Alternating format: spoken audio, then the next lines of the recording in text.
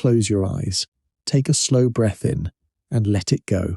Tonight we are leaving the modern world behind. We are leaving the noise and the screens and the endless rushing of everything.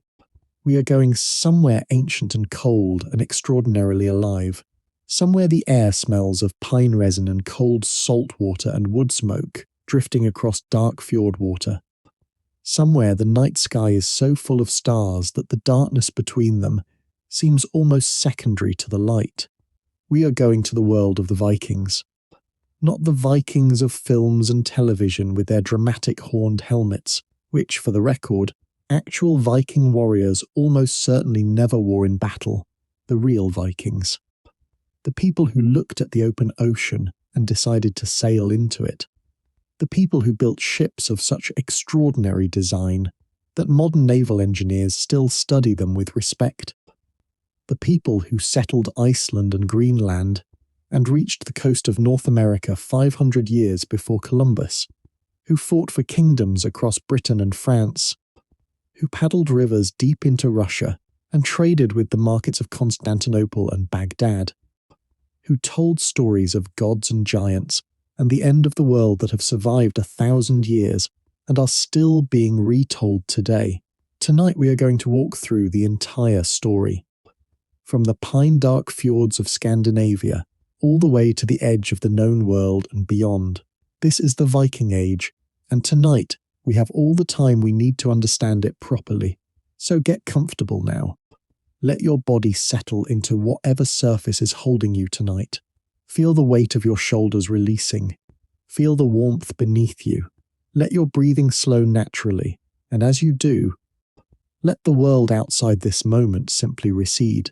There is nowhere you need to be, nothing you need to do. Before we begin, if you have found your way to this channel and this story feels like exactly what you were looking for tonight, please take just a moment to subscribe and leave us a comment telling us where in the world you are listening from and what time it is where you are.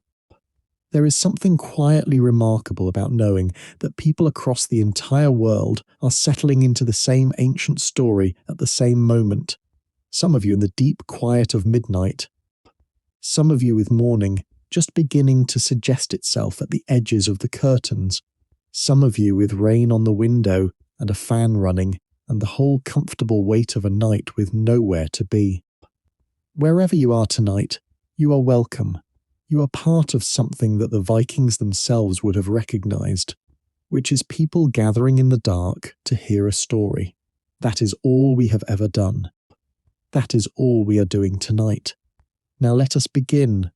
To understand the Vikings, we first need to understand the world they came from, because the Vikings were not simply raiders who appeared from nowhere.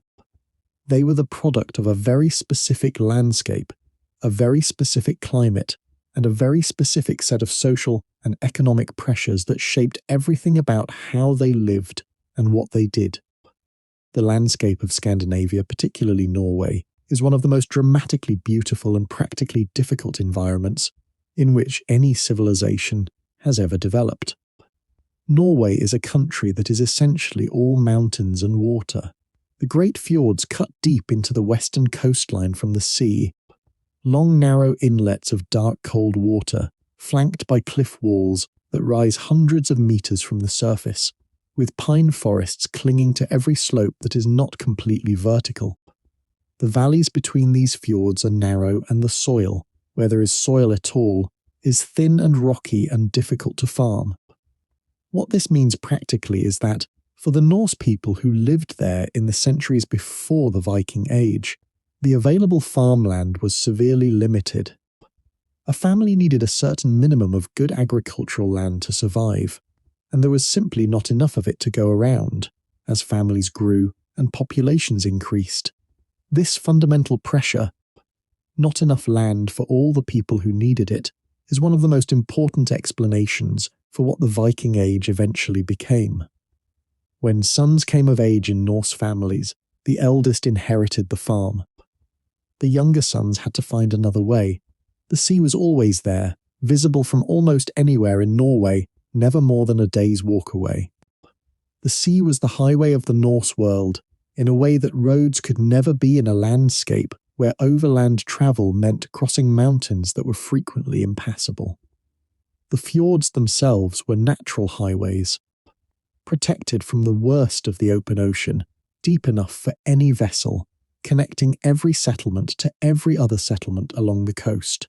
And beyond the fjords, the open ocean, which had for centuries simply been the edge of everything, the place where the known world stopped and something else began, until someone decided to find out what that something else was.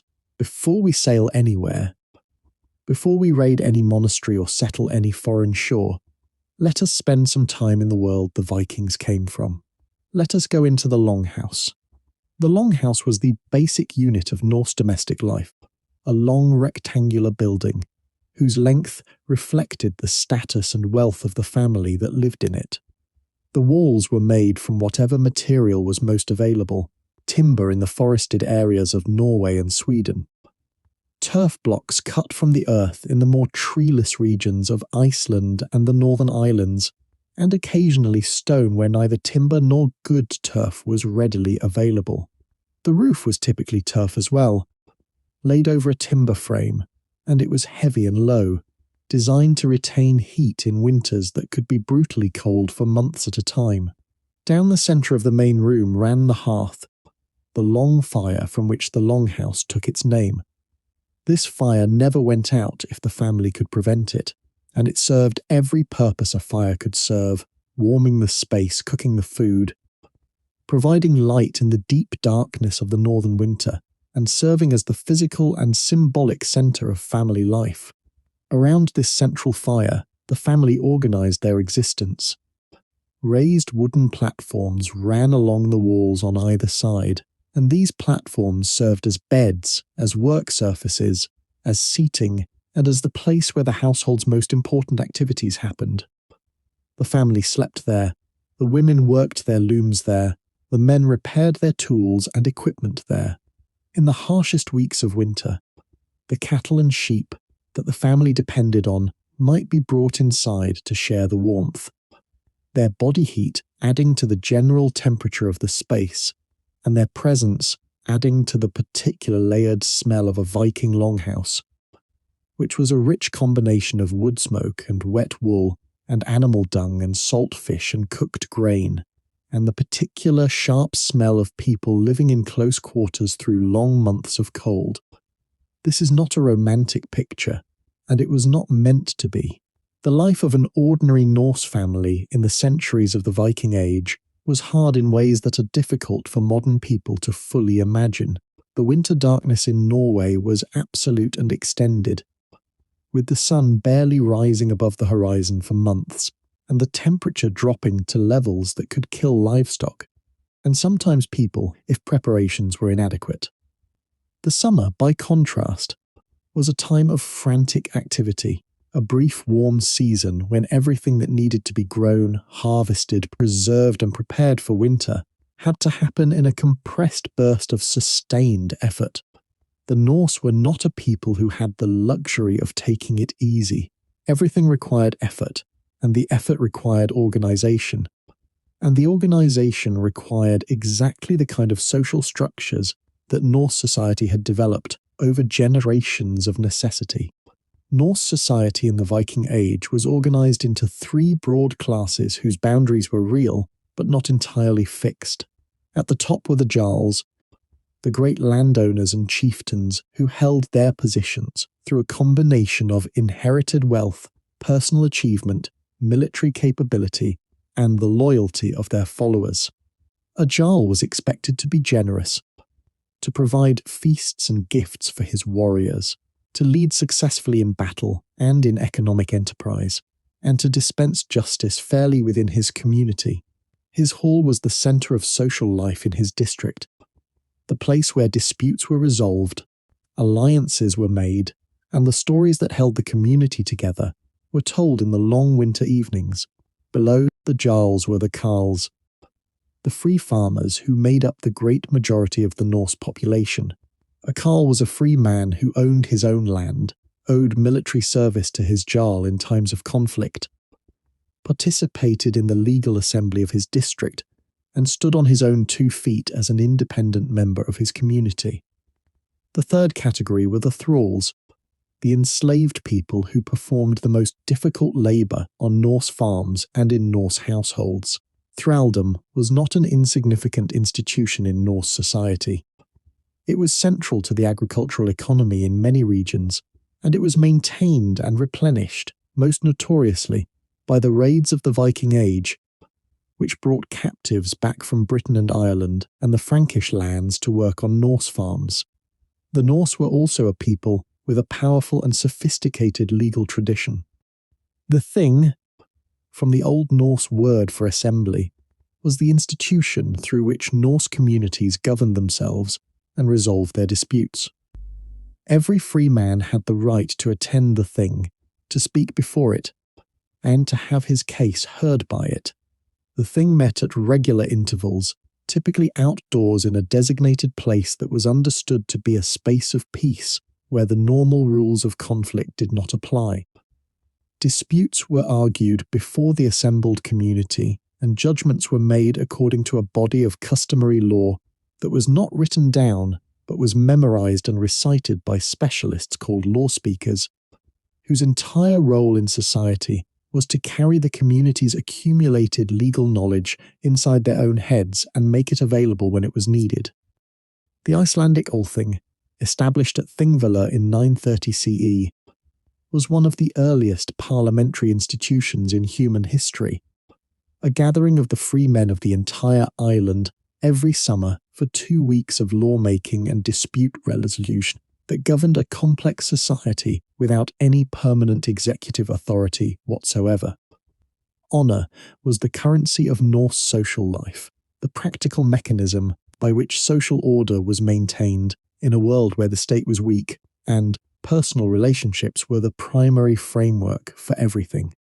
A person with a good reputation could get credit, form alliances, negotiate favourable terms in any transaction, and count on the support of their community in times of difficulty. A person whose honour had been damaged was vulnerable in ways that went beyond the merely social. An insult left unanswered in Norse culture was not simply rude. It was a practical signal to everyone watching that this person could be insulted with impunity, which was an invitation to further abuse. The willingness to defend your honour aggressively was not optional vanity. It was the thing that made you safe. This is why the Norse sagas are so full of feuds and confrontations, and the elaborate protocols of offence and response. These were not simply stories of people being touchy. They were accounts of people navigating a social system in which the ability to protect your reputation was literally a survival skill. Now, let us go into the world these people believed they inhabited. Because before we can understand why the Vikings did what they did, we need to understand what they believed about the universe they lived in.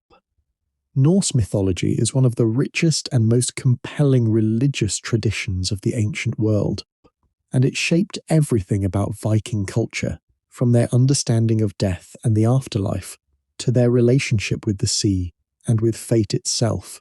The Norse cosmos was called Yggdrasil, and it was not a metaphor. It was the actual structure of reality as the Norse understood it, an immense ash tree of inconceivable size whose branches supported the heavens and whose 3 great roots extended down into 3 different realms.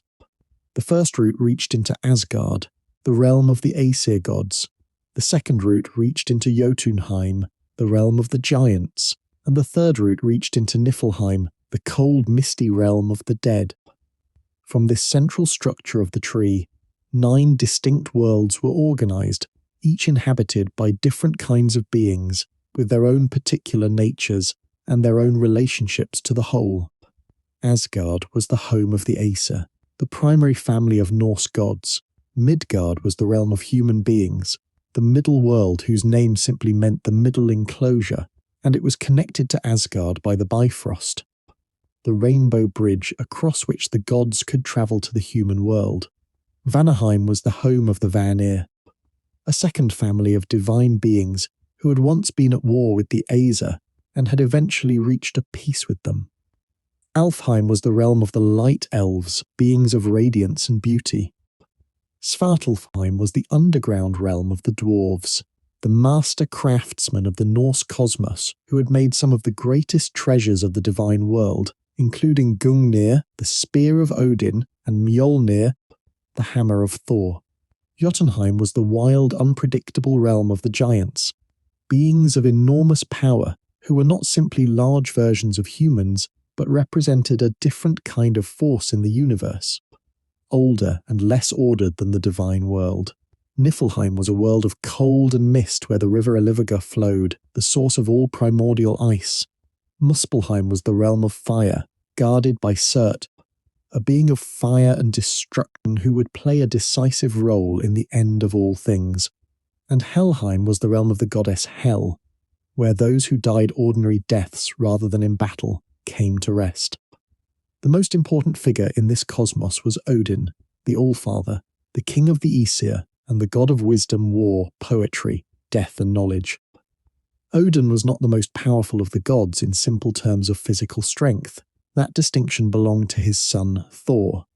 What Odin was, above all else, was the most driven, the most sacrificial, the most desperate for knowledge of any being in the 9 worlds.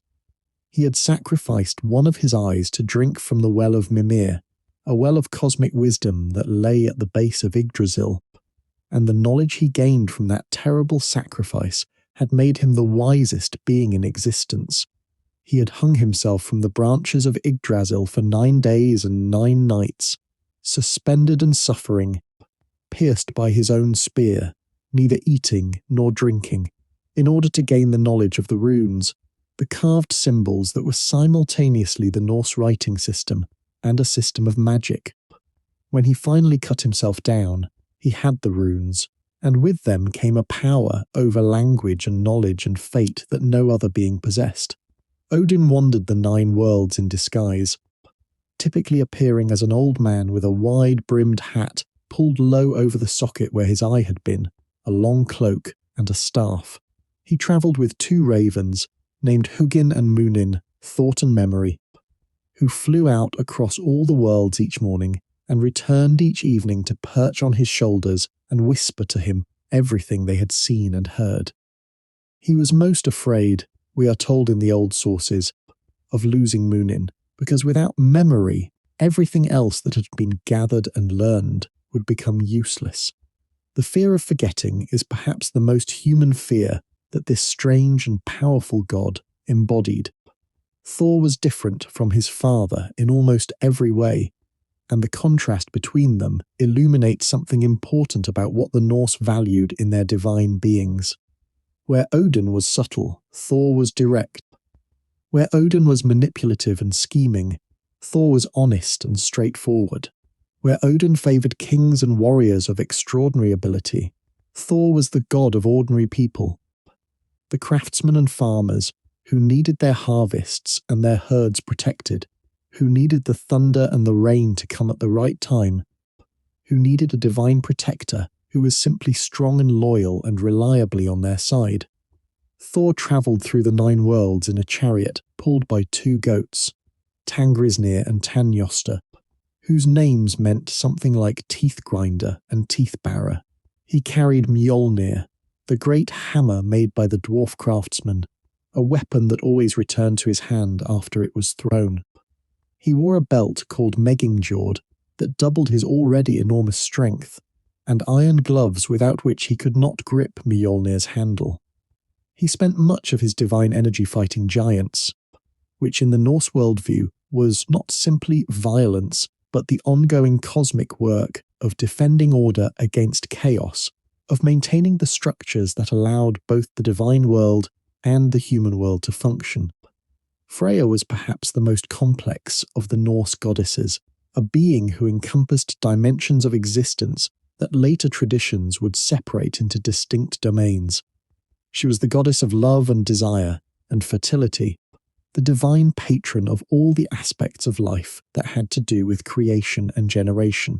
She was also a goddess of war, choosing half of those who fell in battle and taking them to her own hall, Folkvanga, the field of the people, while Odin took the other half to Valhalla.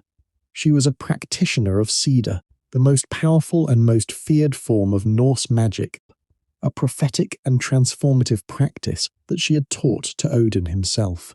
She wore a magnificent cloak of falcon feathers that allowed her to fly between the worlds, and she drove a chariot pulled by 2 large cats. She wept tears of red gold when she missed her husband Odd, who had wandered away from her and not returned, and her weeping is why gold in some of the old kennings, the compound poetic metaphors of Norse verse, was called Freya's tears. Loki is the most difficult of the Norse divine beings to categorize or explain, and this difficulty is itself part of his nature. He was the trickster of the Aesir, a figure of chaos and unpredictability whose relationship to the gods was simultaneously one of friendship and one of betrayal. He was blood brother to Odin, a bond in Norse culture of the deepest possible seriousness. He was also the father of Odin's doom. His children included Fenrir, the great wolf who would swallow Odin at Ragnarok. His children included Jormungandr, the world serpent who circled Midgard in the depths of the ocean, and who would kill Thor even as Thor killed it in the last great battle. And his children included Hel, the ruler of the realm of the dead. Loki was not evil in any simple sense. He was simply the principle of disruption, the force in the universe that prevents things from being stable and predictable, the element that makes stories possible, because without disruption there is no story. He had been bound beneath the earth by the gods after finally going too far, a serpent dripping venom onto his face, his wife Sigyn holding a bowl to catch the drops, but having to turn away occasionally to empty it. And when she turned away, the venom fell on Loki's face, and his convulsions shook the earth. Valhalla, Odin's great hall, is one of the most distinctive concepts in Norse mythology and one of the most frequently misunderstood. The hall itself was enormous, its roof made of golden shields, its walls made of spears. In it lived the Einherjar, the chosen warriors who had died in battle and been brought there by the Valkyries, the divine women who flew over battlefields and selected the worthy among the fallen. In Valhalla, the Einherjar feasted and drank and fought each other every single day, killing each other, and rising again restored every evening for the feast, then fighting again the next day. This was not punishment, and it was not simply eternal Viking paradise. It was training. Odin knew Ragnarok was coming. He knew the forces of chaos would eventually break free, and the great final battle would come. And he was spending all the time before that event, gathering the greatest warriors who had ever lived and keeping them sharp, ready for the battle that he knew, despite all his wisdom and all his preparation, could not ultimately be won, because Ragnarok was the event that made Norse mythology unlike almost any other religious tradition in the world. The gods knew the world would end. They knew the details of exactly how it would end. Fenrir would break free of his chains and swallow Odin. Jormungandr would rise from the ocean and kill Thor even as Thor killed it. Surt would lead the fire of Muspelheim to consume everything. Heimdall and Loki would kill each other. The world tree Yggdrasil would shake and fall, and yet the gods continued to fight their battles, continued to defend the order of the cosmos, continued to gather warriors and maintain alliances, and face down the giants and the monsters. Not because they believed they could prevent the inevitable, but because it was worth doing anyway. Courage in the face of certain defeat is the purest form of courage there is, and the Norse placed this idea at the very centre of their understanding of what was divine and what was praiseworthy about any being human or god. The world would end, and they would fight it anyway. This is the theology behind the culture that produced the Viking Age. Now, let us look at the ships. Because without the ships, there is no Viking Age. The longship was not simply a vessel. It was a technological achievement that represented the culmination of centuries of Norse shipbuilding knowledge. And it was so well designed for its specific purposes that its basic principles have never been genuinely improved upon for the particular set of tasks it was built to perform. The fundamental innovation was the clinker-built hull, in which the planks of the ship's sides overlapped each other like the shingles on a roof, each plank riveted to the ones above and below it, with iron rivets clenched over roves on the inside. This technique created a hull that was fundamentally flexible rather than rigid, a hull that could twist and flex with the movement of the sea rather than resisting it. On the open ocean, rigidity is not strength but brittleness, because the forces imposed by large waves are enormous and unevenly distributed, and a hull that cannot move to absorb them will eventually crack. The clinker-built longship could flex in ways that should have seemed alarming but were actually the source of its extraordinary seaworthiness, distributing the stresses of the sea through the entire structure of the hull rather than concentrating them at any single point. The Gokstad ship, one of the best-preserved Viking Age longships, discovered in a burial mound in Norway in 1880, is approximately 23 metres long and 5 metres wide. Its draft, the depth of hull below the waterline, is only about 90 centimetres at its deepest point. This extraordinary shallowness of draft is the feature that made the longship so uniquely powerful as a tool of exploration and raiding. A ship that draws less than a metre of water can go places that no other vessel of significant size can go. It can sail up rivers that other ships cannot enter. It can land directly on beaches without needing a harbour or a dock. It can penetrate far inland, following river systems that were believed to provide protection simply by their distance from the sea. When archaeologists examined the Gokstad ship in detail, they discovered something remarkable. The planks near the waterline were only about 2.5 centimetres thick, held together by ties of cord that allowed them to flex relative to each other, so that the hull could literally change its shape in response to the movement of the water. In 1893, a replica of the Gokstad ship sailed from Norway to Newfoundland in less than a month, routinely making speeds of 10 or 11 knots, and in the storms encountered on the crossing, the crew reported that the sides of the ship moved up to 6 inches relative to each other without this causing any structural problem whatsoever.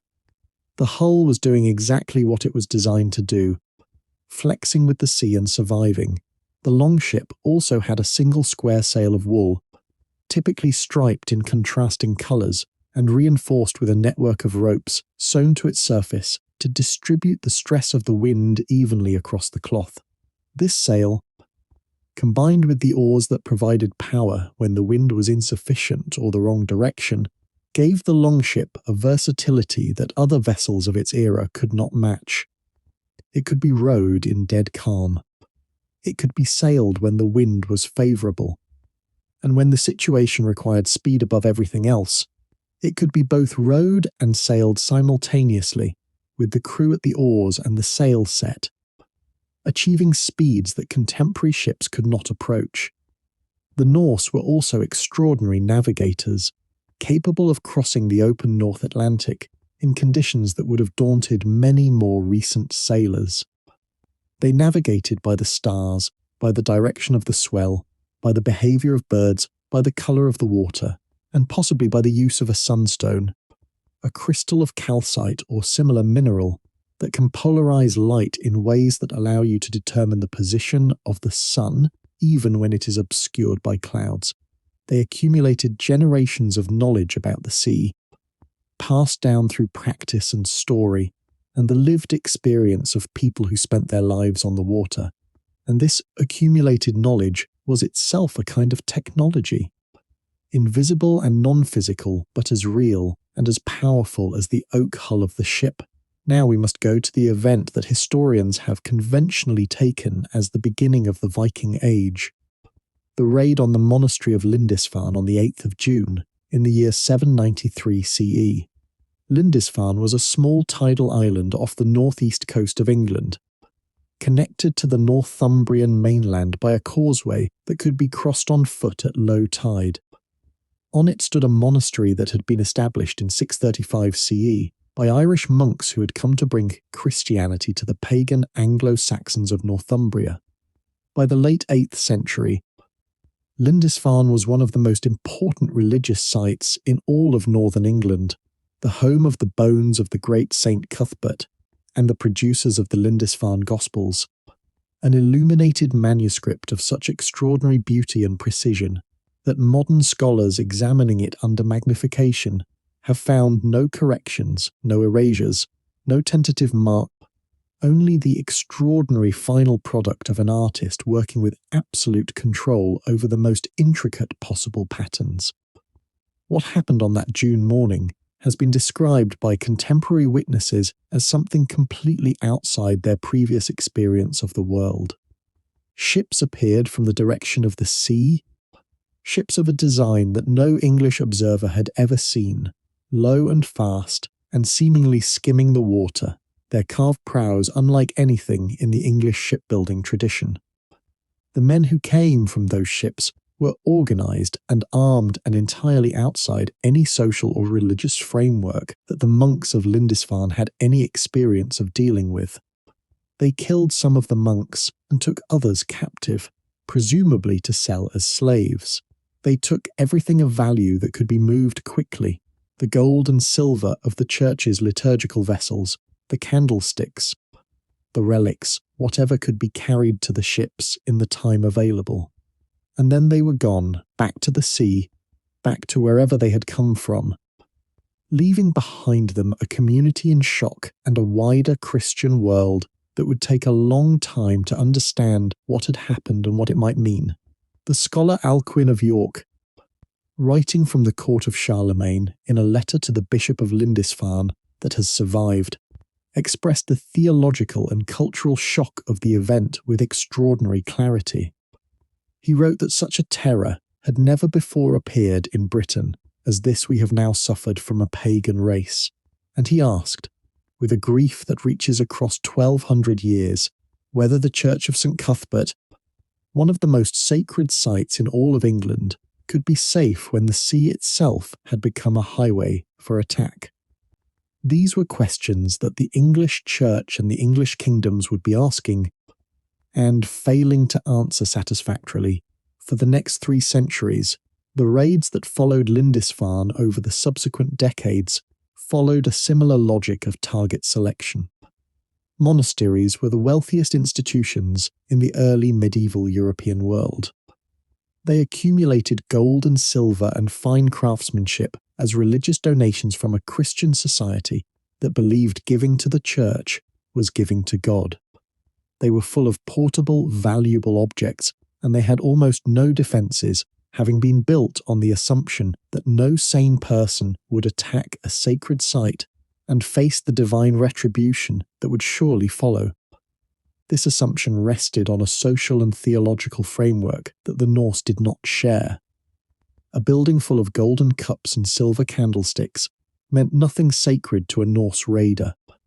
It was a building full of valuable things, and it was on an island or a coast accessible to a ship with a very shallow draft, and it had no walls and no garrison, and no capacity to respond effectively to a swift, organised attack from the sea. The Iona monastery, founded by the great Irish Saint Columba in 563 CE, was raided in 795 CE, again in 802 CE, and again in 806 CE, when 68 monks were killed in what the Irish annals call the burning of Iona.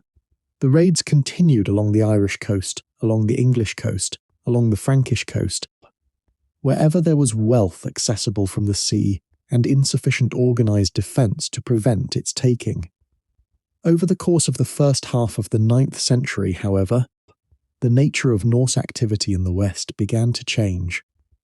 The quick summer raids, in which a group of longships would appear, strike, and disappear back to sea before any effective military response could be organised, were still happening. But alongside them, a different pattern was emerging.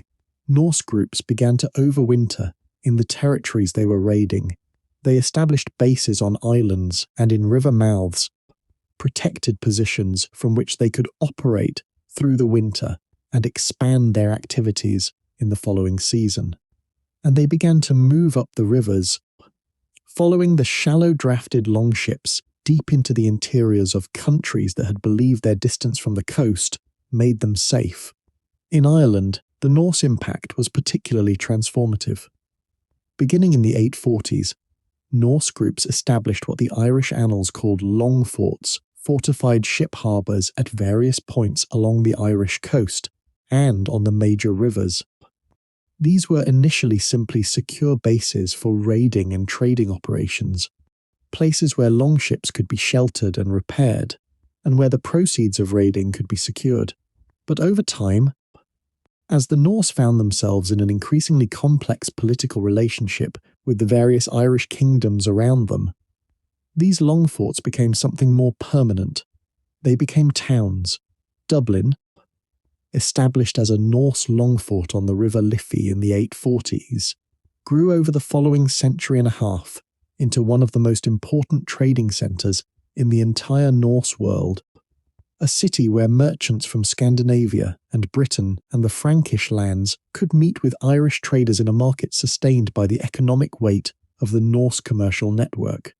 Waterford, Limerick, Cork, Wexford, all of Ireland's major coastal cities trace their origins to Norse settlement, and the influence of the Norse period on Irish culture was sufficiently deep and sufficiently long-lasting that the Irish language preserves dozens of Norse loanwords to this day, including the word for market town itself.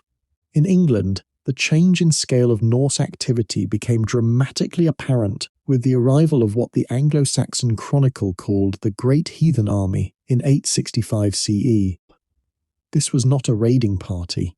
This was an invasion force of professional warriors, numbering in the thousands, organised and led by commanders of real military ability.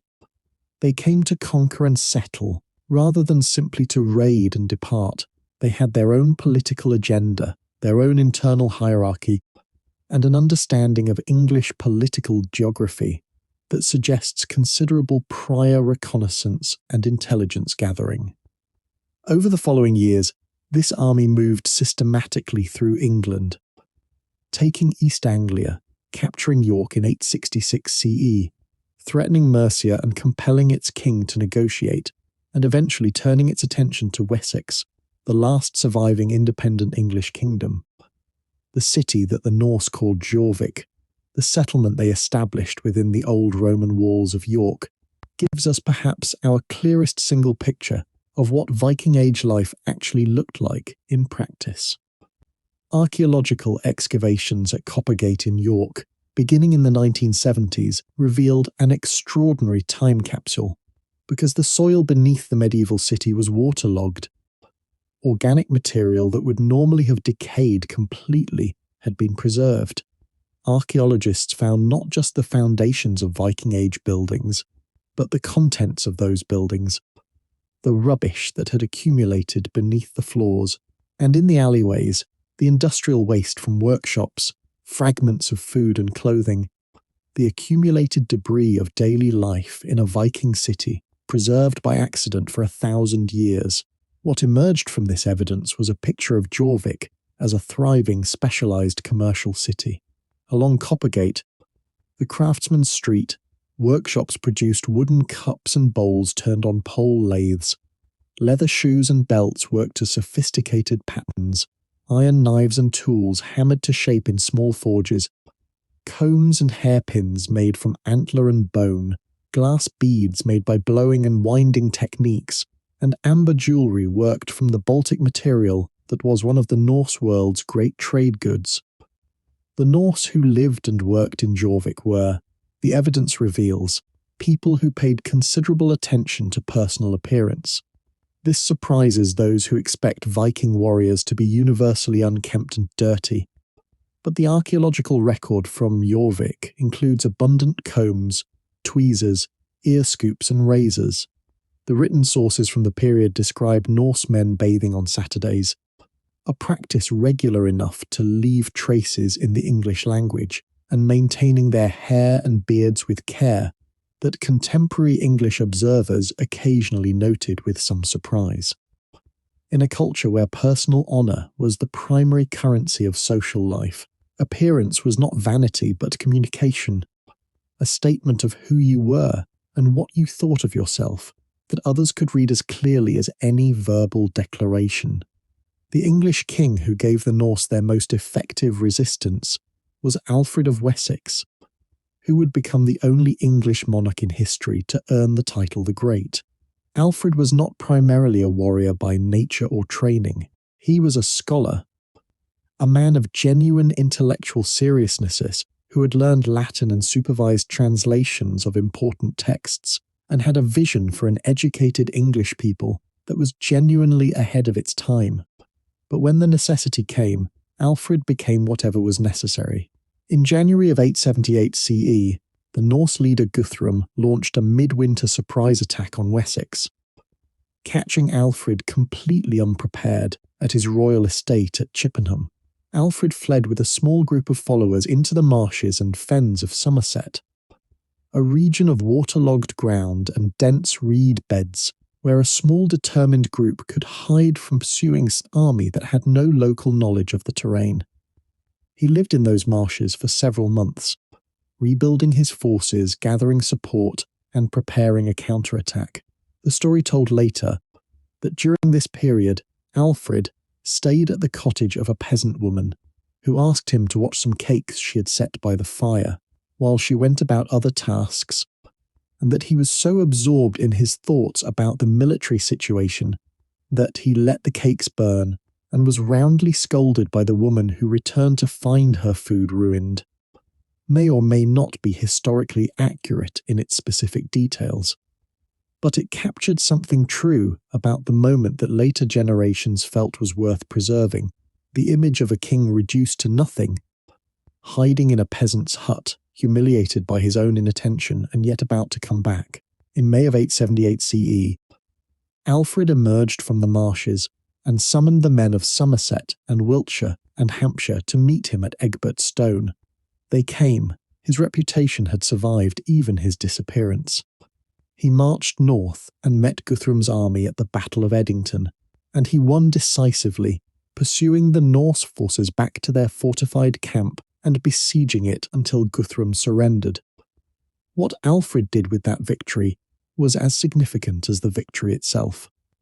Rather than attempting to destroy the Norse presence in England entirely, which his military resources probably could not have sustained, he negotiated. The Treaty of Wedmore and the subsequent more formal Treaty of Alfred and Guthrum divided England between Alfred's Wessex and the Norse-controlled territory that became known as the Danelaw, the region where Danish law rather than English law was the operating legal system. Guthrum converted to Christianity, with Alfred standing as his godfather in the baptism ceremony, a gesture that simultaneously demonstrated Alfred's generosity toward a defeated enemy and established a formal relationship of obligation between the two rulers. The Danelaw settlement was not a permanent solution and would be contested and renegotiated by Alfred's successors over the following decades.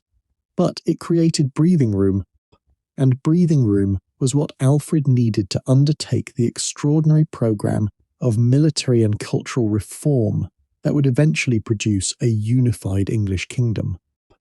While the Danes were reshaping England, and the Norse from Ireland were transforming the economic geography of the British Isles, a different strand of Norse activity was developing in a completely different direction.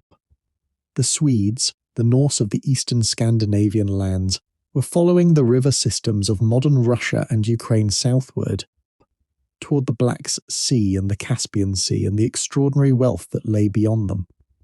These Norse are called by various names in the historical sources, the Varangians in Byzantine and Norse sources, the Rus in the primary chronicles of medieval Russia, and their story is one of the most remarkable in the entire history of the Viking Age.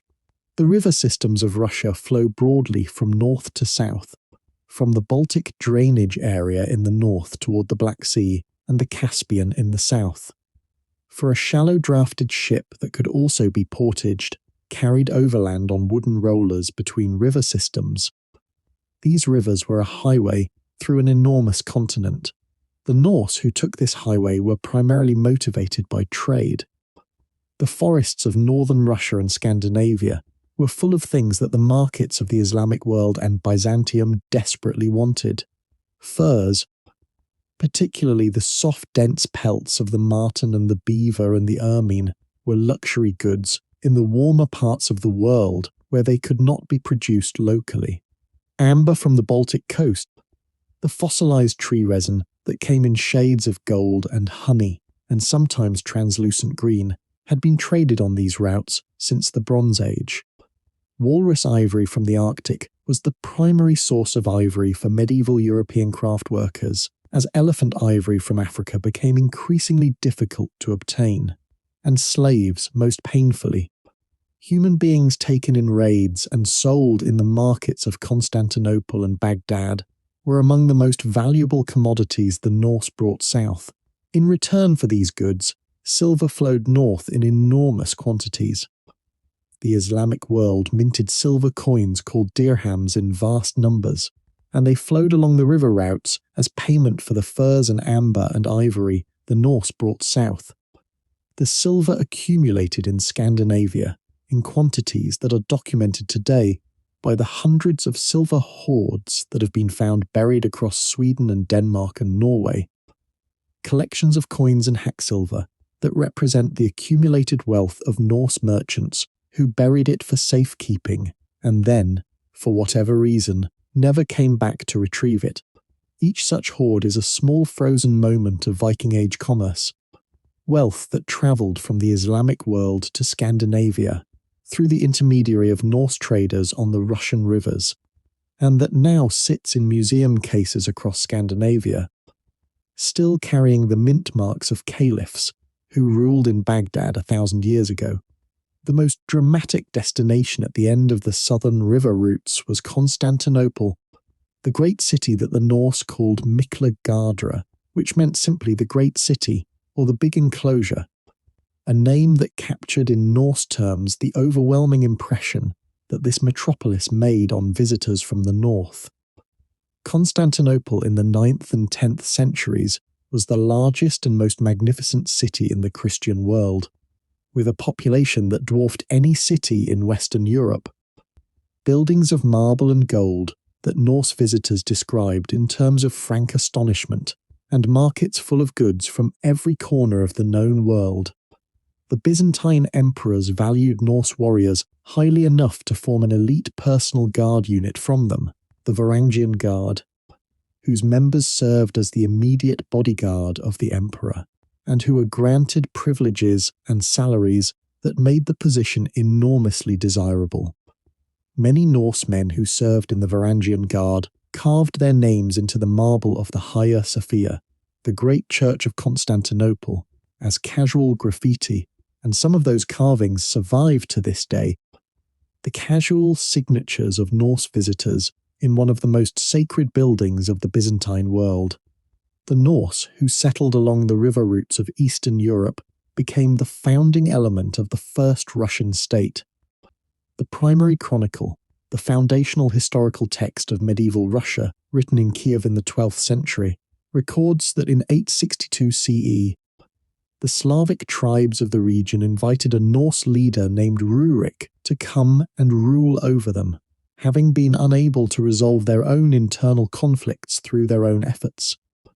Whether this account is accurate in all its details is disputed by historians, but what is not in dispute is that the ruling dynasty of Kievan Rus, the state from which modern Russia and Ukraine both trace their origins, had Norse roots, and that the very name Russia may derive from the Finnish word ruotsi, which meant the Norse, and which itself may have come from a Norse word for rowers. The settlement of Iceland is one of the most remarkable episodes of planned colonization in human history, and it happened remarkably quickly. The island had probably been visited before the Norse arrived, most likely by Irish monks seeking solitary places for prayer and contemplation. But the Norse settlement that began around 870 CE was something different, a large-scale migration of farming families from Norway, and to a lesser extent from Norse settlements in the British Isles, bringing livestock and tools and the accumulated agricultural knowledge of their communities to an island that no one had farmed before. The Book of Settlements, the Landnámabók, records the names and origins of approximately 430 principal settlers and the specific areas of land they claimed.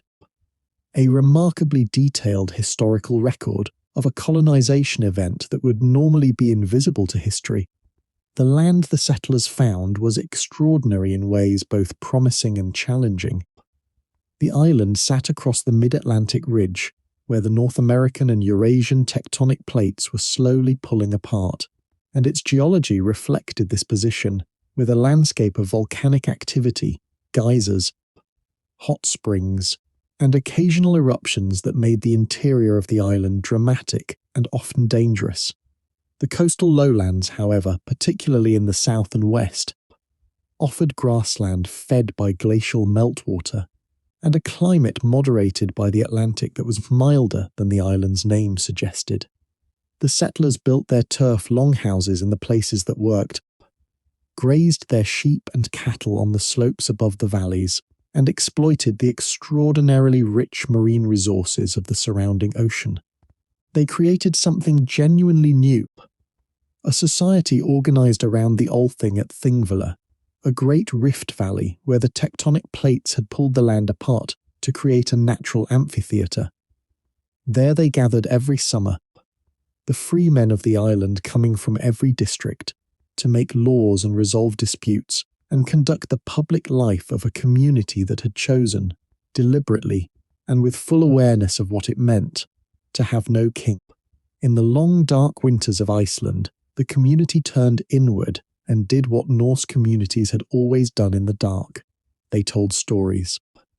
The Icelandic literary tradition that produced the sagas, beginning in the 12th century, but drawing on oral traditions that reached back to the settlement period, is one of the great literary achievements of the medieval world. The sagas are prose narratives of extraordinary sophistication, psychologically complex, morally serious, free from the kind of supernatural embellishment that characterizes much medieval literature, told in a dry, precise, almost journalistic style that feels startlingly modern to contemporary readers. A character in an Icelandic saga does not have his feelings described. He has his actions described, and the reader is left to infer the feelings from the actions, exactly as we infer people we actually know from what they do, rather than from what they tell us they feel. This narrative restraint, so characteristic of the saga style, reflects something real about the culture that produced it. A culture in which emotional display was not valued, and in which the ability to control yourself in difficult situations was one of the most admired human qualities. The story of Eric the Red and his son Leif Eriksson connects the Icelandic settlement to the furthest extension of the Viking Age, the discovery and attempted settlement of North America. Eric Thorvaldsson, known as Eric the Red for his red hair and his red temper, had been born in Norway but came to Iceland as a child when his father was exiled for killing someone. In Iceland, Eric himself was outlawed for manslaughter after killing one of his neighbours in a dispute over some borrowed planks. 3 years of exile, with nowhere to go in the known Norse world, Eric sailed west. He had heard stories of land seen to the west of Iceland, and during his 3 years of enforced exile, he explored it thoroughly, finding on the southwestern coast of the island we call Greenland areas that were genuinely habitable, with grass in the valleys and fresh water in the rivers, and the sea full of the seals and walrus and fish that could sustain a community.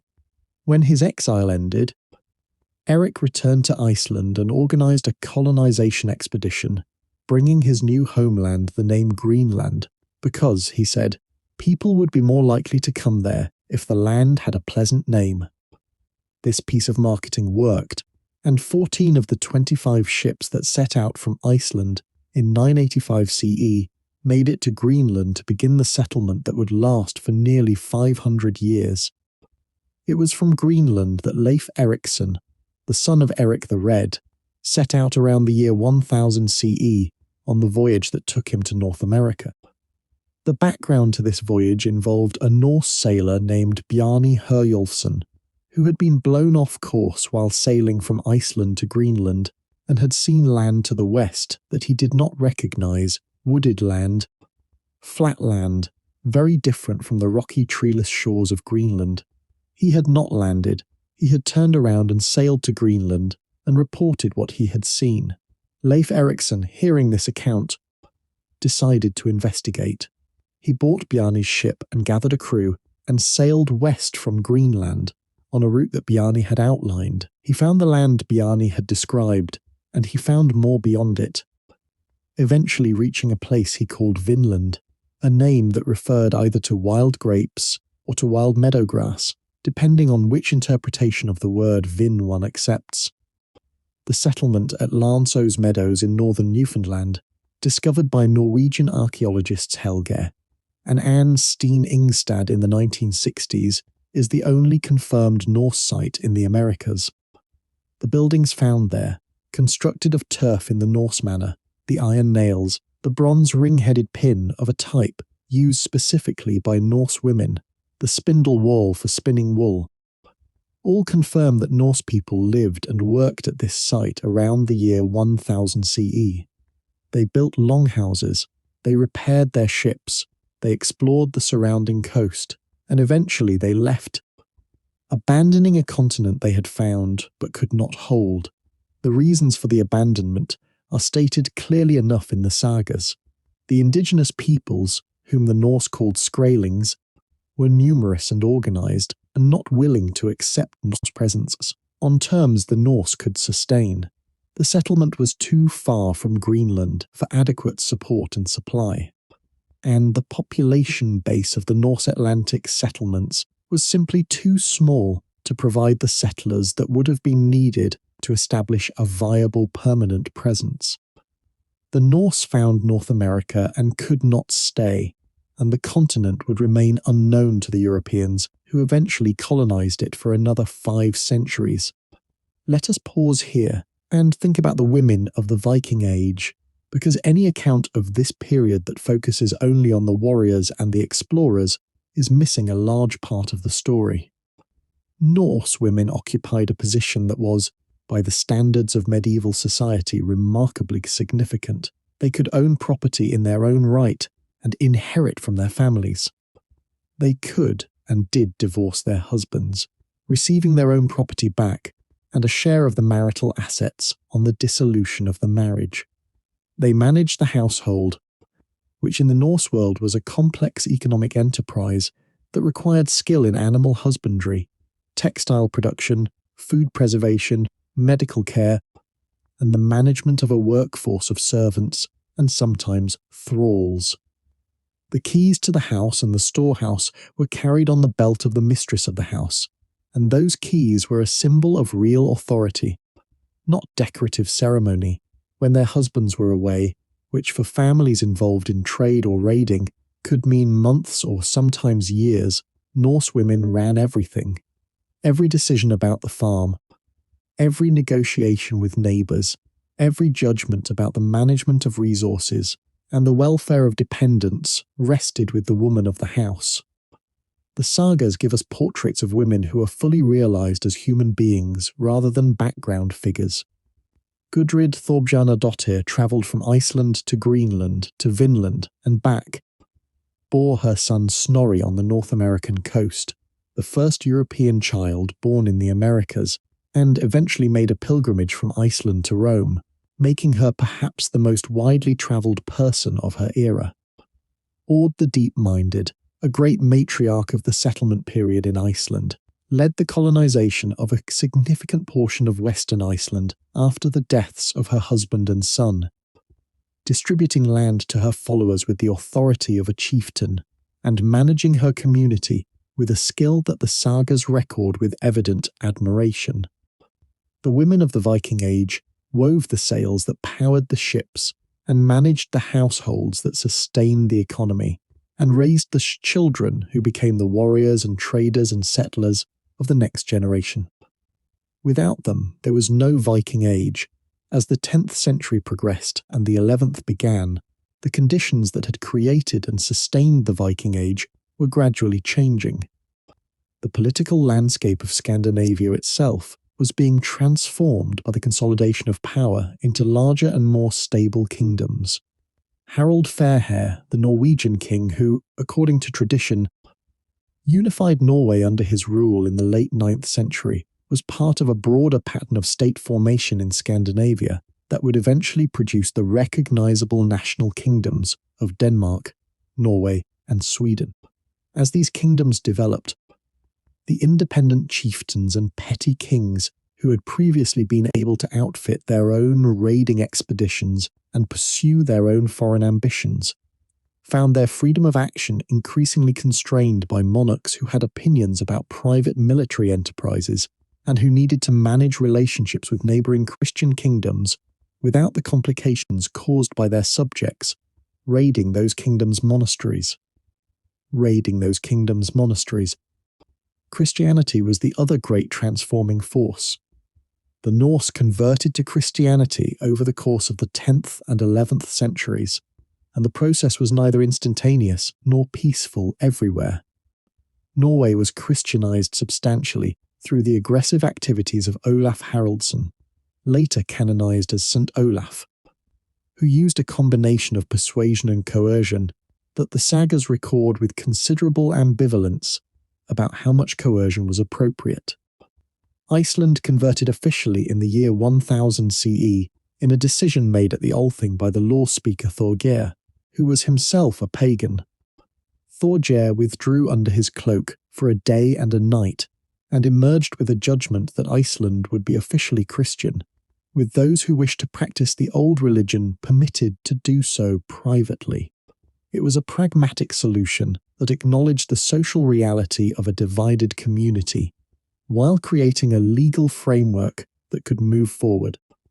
The Christianization of Scandinavia brought literacy in the Latin alphabet and the habit of writing things down, and it eventually led to the recording of the sagas and the Eddic poetry that preserved the stories and the mythology that had previously existed only in oral form.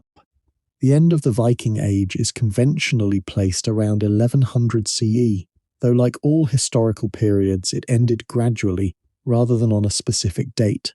The Battle of Stamford Bridge in 1066 CE, where the Norwegian king Harald Hardrada was defeated and killed by Harold of England just days before William of Normandy crossed the Channel to win his own battle at Hastings, is often cited as the last great Viking military event in England. Harold Hardrada was in many ways the last of the great Viking warrior kings of the old type, a man of enormous physical presence and military reputation who had served in the Varangian Guard and fought across the eastern Mediterranean before returning to Scandinavia to claim the Norwegian throne. His death at Stamford Bridge marked something genuine, not simply the defeat of one king by another, but the effective end of the era when Norse forces could plausibly threaten to reshape the political landscape of England. But if the Viking Age ended, its legacy did not. The legacy of the Viking Age is visible everywhere in the world the Norse touched, and it is more extensive and more durable than most people realise. The English language carries several hundred Norse loanwords that survive in everyday use today. Sky, window, husband, egg, knife, ugly, happy, ill, wrong, loose, low, weak, want, get, give, take, call, die are, both.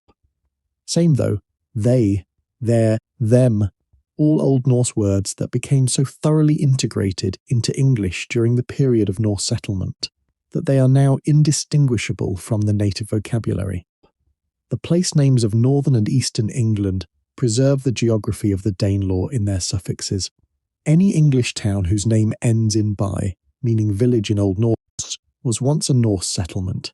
Derby, Grimsby, Rugby, Whitby, Selby, Formby, Wetherby, Kirkby. Any name ending in Thorpe which meant outlying farm was a secondary Norse settlement. Scunthorpe, Cleethorpes, Mablethorpe. These names are still on the map, still in daily use, still preserving the presence of people who lived in these places 1,000 years ago.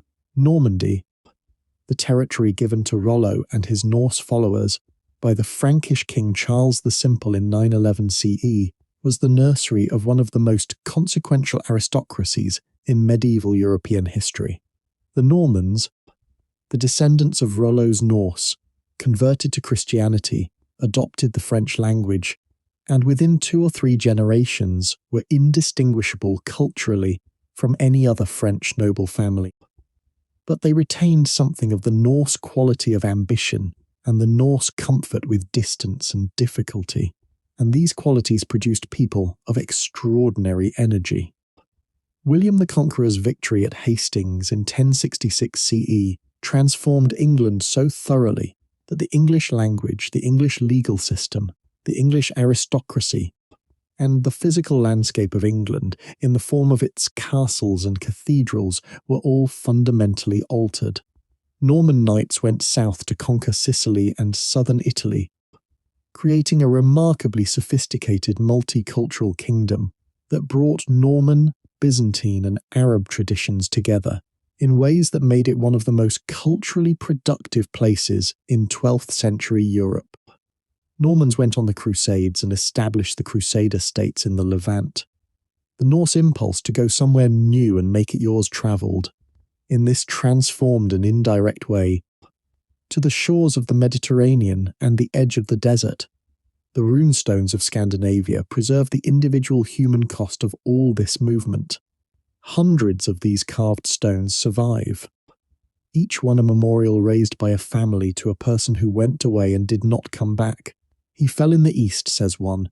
He died in Circland, the Arabic lands, says another. He went west over the sea, says a third. He was the best of men, says many of them.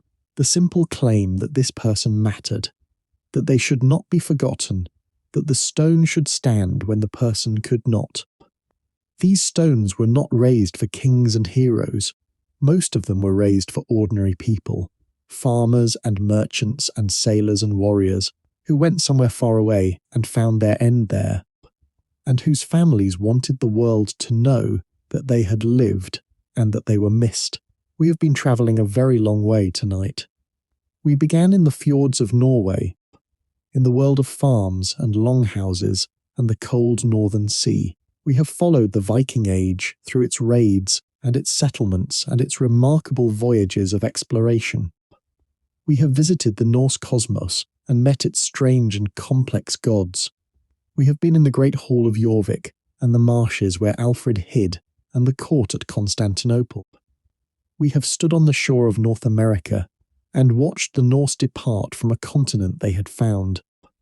We have met the women who wove the sails and ran the farms and raised the families and sometimes led the expeditions, and we have watched the age end, slowly, as the world that had created it changed around it. The Viking Age lasted roughly 300 years.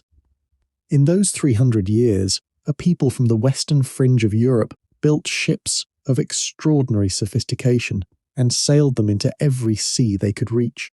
They raided and they traded and they settled and they fought. They established Dublin and York and Normandy and Novgorod. They served in the imperial guard of Constantinople and traded with Baghdad. They found Iceland and Greenland and North America. They told stories of gods who knew they would die and fought anyway. They carved their names in stone on every shore they reached. What drove them was a combination of things. The need for land, certainly.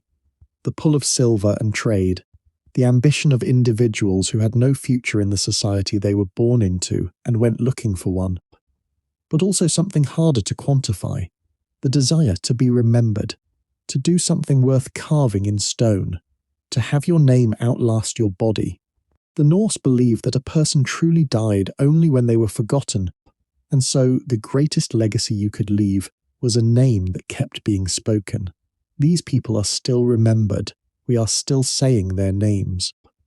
Leif Eriksson and Eric the Red and Gudrid Thorbjanadottir and Alfred and Guthrum and Rollo and Harald Hardrada, still remembered, still spoken, and so by their own understanding of what it meant not to die completely, still alive in the only way that a person who lived 1,000 years ago can be alive, Let yourself rest now, wherever you are in the dark tonight.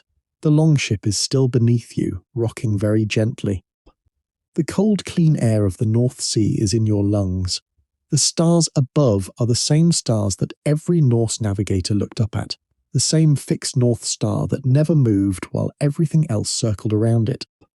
The same light travelling toward you through the same darkness, still finding you after 1,000 years. The Viking Age is over, and it is everywhere. In the language you speak, and the cities you live in, and the names on the maps you use to find your way around a world that was shaped, more than most people know, by the people who built ships from oak and sailed them into the unknown and carved their names in stone wherever they went. Sleep now. The North Star is your guide, and it does not move. Let us go deeper now into the texture of Norse daily life, because what we have covered so far has been the grand narrative, the raids, and the voyages, and the mythological framework.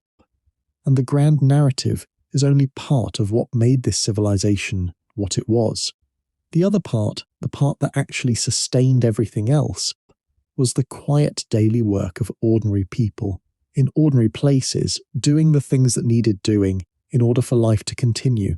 Food needed to be grown and preserved and cooked. Animals needed to be tended and slaughtered and processed. Children needed to be raised and taught. The elderly needed to be cared for.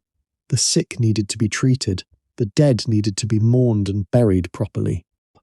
All of this happened alongside the raids and the voyages and the great political events, and understanding it gives us a much richer picture of what the Viking Age was actually like for most of the people who lived in it. Food in the Norse world was shaped almost entirely by what the climate and the landscape made possible.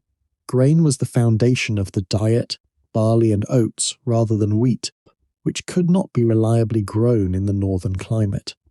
These grains were made into bread and porridge, and crucially into ale, the fermented grain drink that was the standard beverage of the Norse world at all social levels. Ale was not simply recreational, it was nutritional, providing calories and some vitamins from the fermentation process, and it was safer than water in many circumstances because the brewing process killed harmful microorganisms. The Norse who rowed longships across the North Sea and the North Atlantic were fueled in part by ale, which also helped somewhat with the cold. Fish was enormously important, particularly cod, which could be preserved by drying in the cold northern air to produce stockfish, a dense, hard, almost indefinitely stable preserved food that could be carried on long voyages and rehydrated and eaten without any further processing. The Norse contribution to the European cod trade was significant and lasting, establishing patterns of exploitation of North Atlantic fish stocks that would continue for centuries after the Viking Age ended. Salmon were caught in the rivers of Norway and Iceland and Scotland and Ireland, wherever Norse settlements gave access to productive salmon runs. Herring were caught in enormous quantities in the Baltic Sea and preserved by smoking or salting. Seal meat was eaten in the most northern settlements where other protein sources were scarce. The sea provided abundantly, and the Norse had the skills and the equipment to exploit it. Dairy was central to the Norse diet in a way that might surprise people who associate dairy primarily with more southerly agricultural traditions. Norse farms kept cattle and sheep and goats, and the milk from these animals was processed in various ways. Butter was produced and stored, sometimes buried in peat bogs, where the anaerobic conditions preserved it for long periods, a practice that has left archaeologists with the occasional discovery of bog butter, ancient butter recovered from peat excavations that has survived for centuries. Skyr, the Icelandic cultured milk product that resembles a thick yogurt, was already being made in the Viking Age, and has been produced continuously in Iceland for more than 1,000 years. One of the most direct material connections between the Viking Age and the present. Meat from cattle and sheep and pigs was available but was, for most households, a seasonal luxury rather than a daily staple. The autumn slaughter when animals that could not be economically fed through the winter were killed, provided the largest supply of fresh meat of the year. This meat had to be preserved for the winter months, and the Norse had various methods of doing so, salting, smoking, and drying being the most common. The smoked and dried meats that resulted would sustain the household through the months when no fresh food could be produced, forming a monotonous but adequate winter diet supplemented by the preserved fish, the dairy products, and whatever vegetable and herbs had been stored from the summer harvest. The clothing of the Norse world was produced almost entirely within the household, and the production of textiles was one of the most significant and most labour-intensive activities of Viking Age life. Wool from the family's sheep was washed and combed and spun into yarn using drop spindles and later spinning whorls, the small stone or baked clay wheels that gave the spindle its weight and momentum. The yarn was then woven on a vertical warp-weighted loom, a large frame from which the warp threads hung vertically with clay or stone weights keeping them taut, while the weaver passed the weft thread back and forth to build up the cloth. This process required considerable skill, and producing enough cloth for a family's needs, including their clothing, their household linens, and, if the family was involved in seafaring, the enormous quantity of cloth needed for a ship's sail, required the sustained labour of the women of the household through a significant portion of their waking hours. The Norse ship's sail deserves particular attention as a product of this textile tradition. A typical Viking longship's sail was approximately 70 square metres of tightly woven wool cloth, woven in a particular weave pattern that gave it the right combination of strength and porosity for efficient wind propulsion. Producing this quantity of cloth from scratch, beginning with the shearing of the sheep, required several years of sustained weaving work by skilled weavers. The investment was enormous. A ship's sail represented perhaps the most valuable single manufactured object that an ordinary Norse household was likely to own, and it is worth remembering. Whenever we think about the longship as the great symbol of the Viking Age, that behind every longship there were the women who wove its sail, whose skill and labour made the voyage possible. The Norse burial traditions give us some of our most vivid and most poignant evidence of what people in the Viking Age valued and believed. The elaborate ship burials, in which a great chieftain or a noblewoman was buried inside an actual ship with grave goods appropriate to their status and their anticipated needs in the afterlife, are among the most dramatic archaeological discoveries from the period.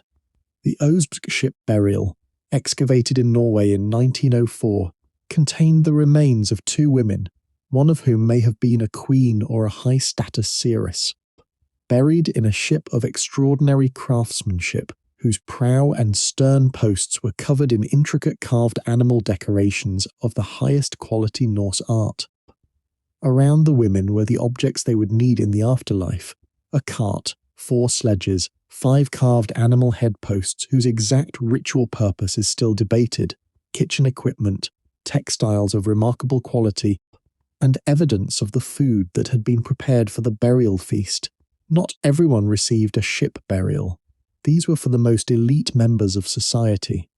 Ordinary Norse people were buried in mounds or flat graves, sometimes with grave goods, sometimes without, in practices that varied considerably by region and period.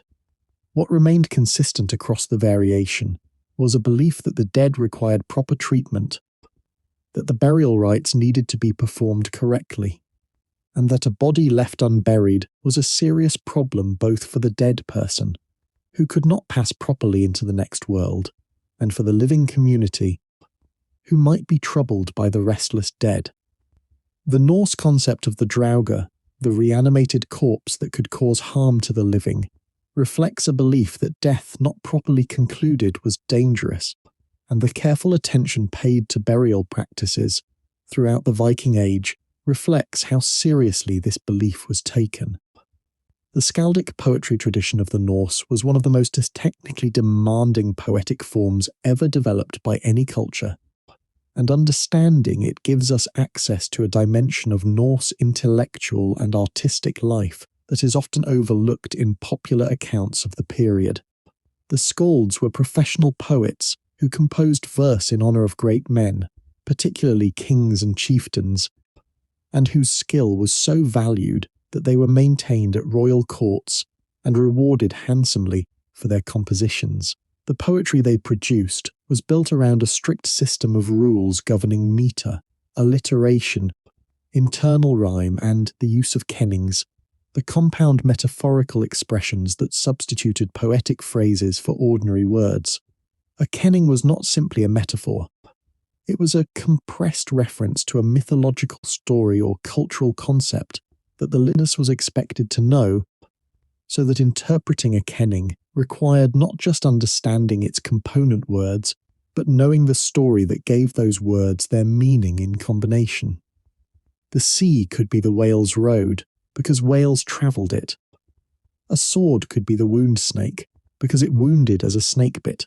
Gold was the fire of the river, because in some mythological traditions gold was found on riverbeds. A ship was the horse of the sea, or the sea steed.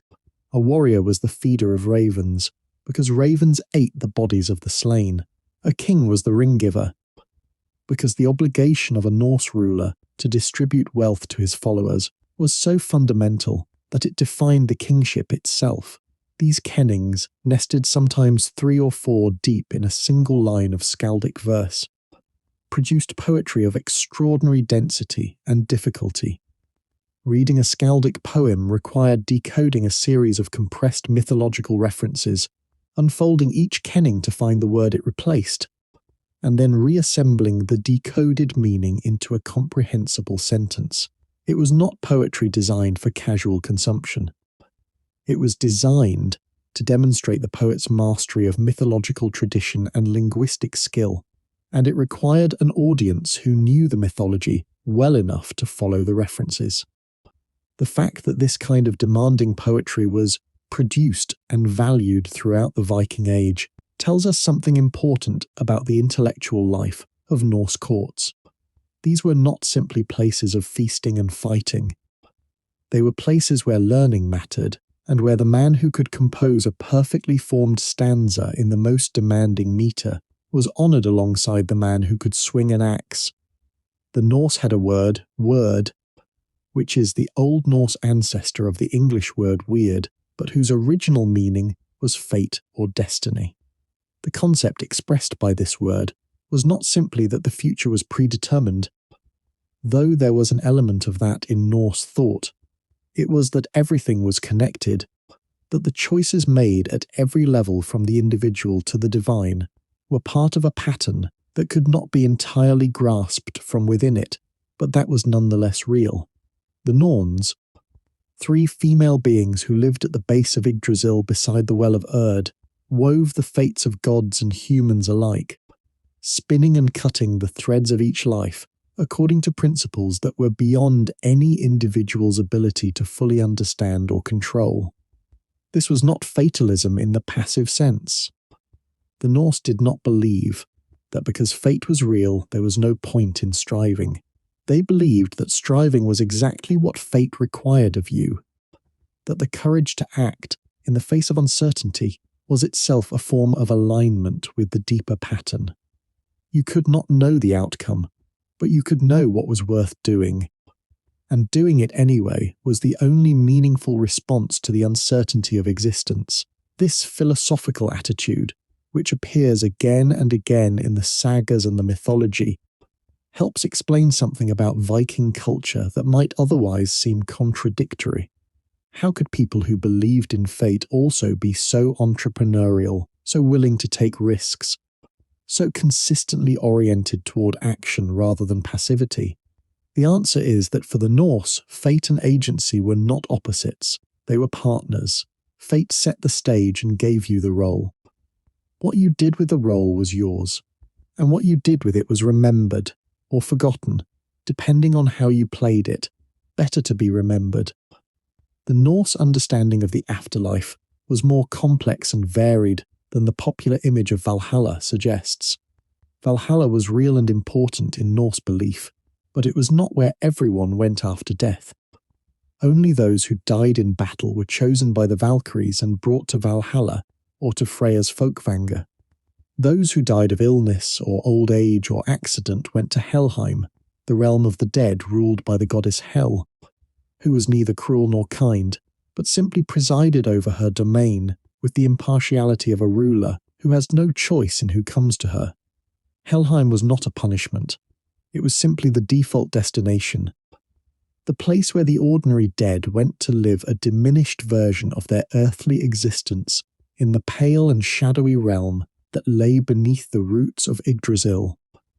Those buried with proper rites in burial mounds might also remain in those mounds, present in some sense in their own graves, which is why the graves were furnished with the things they had needed in life. And those who died at sea might be received by Ran, the goddess of the sea, who dragged the drowned down with her net to her hall beneath the ocean.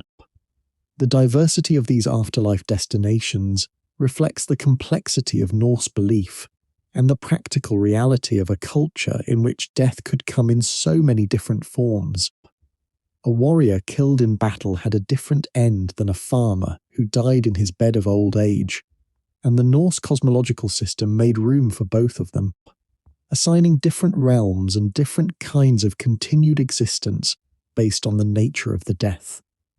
This was a mythology that took the full range of human experience seriously, including the experience of dying, in ways that were not dramatic or glorious, and provided a framework for understanding all of it. The Christian missionaries who came to Scandinavia from the 9th century onward faced a theological tradition that was, in its own terms, sophisticated and internally consistent, and that was deeply embedded in the cultural and social practices of the people they were trying to convert. The old gods were not simply supernatural beings who were worshipped in isolation from daily life. They were woven into the naming of the days of the week, into the agricultural calendar, into the rituals that marked the important transitions of life, from birth to marriage to death, into the political legitimacy of kings who claimed divine ancestry, and into the stories that gave the community its sense of identity and its understanding of where it had come from and what it was for. Converting to Christianity meant not simply changing which divine beings you prayed to. It meant reorganizing your entire cultural framework. The conversion happened, unevenly and often with considerable resistance, because Christianity came with things the Norse world valued. It came with a literate tradition and access to the wider world of learning that literacy made possible.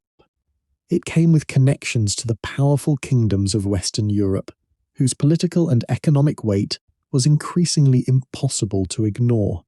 It came with a claim to universal truth that, combined with the social pressure of conversion at the royal level, cascading downward through a hierarchical society, gradually shifted the balance until the old religion was no longer publicly practiced, even if it survived in memory and story, and the underground persistence of old habits and old beliefs. The runestones that mark the period of conversion in Scandinavia are among the most poignant physical artifacts of the Viking Age.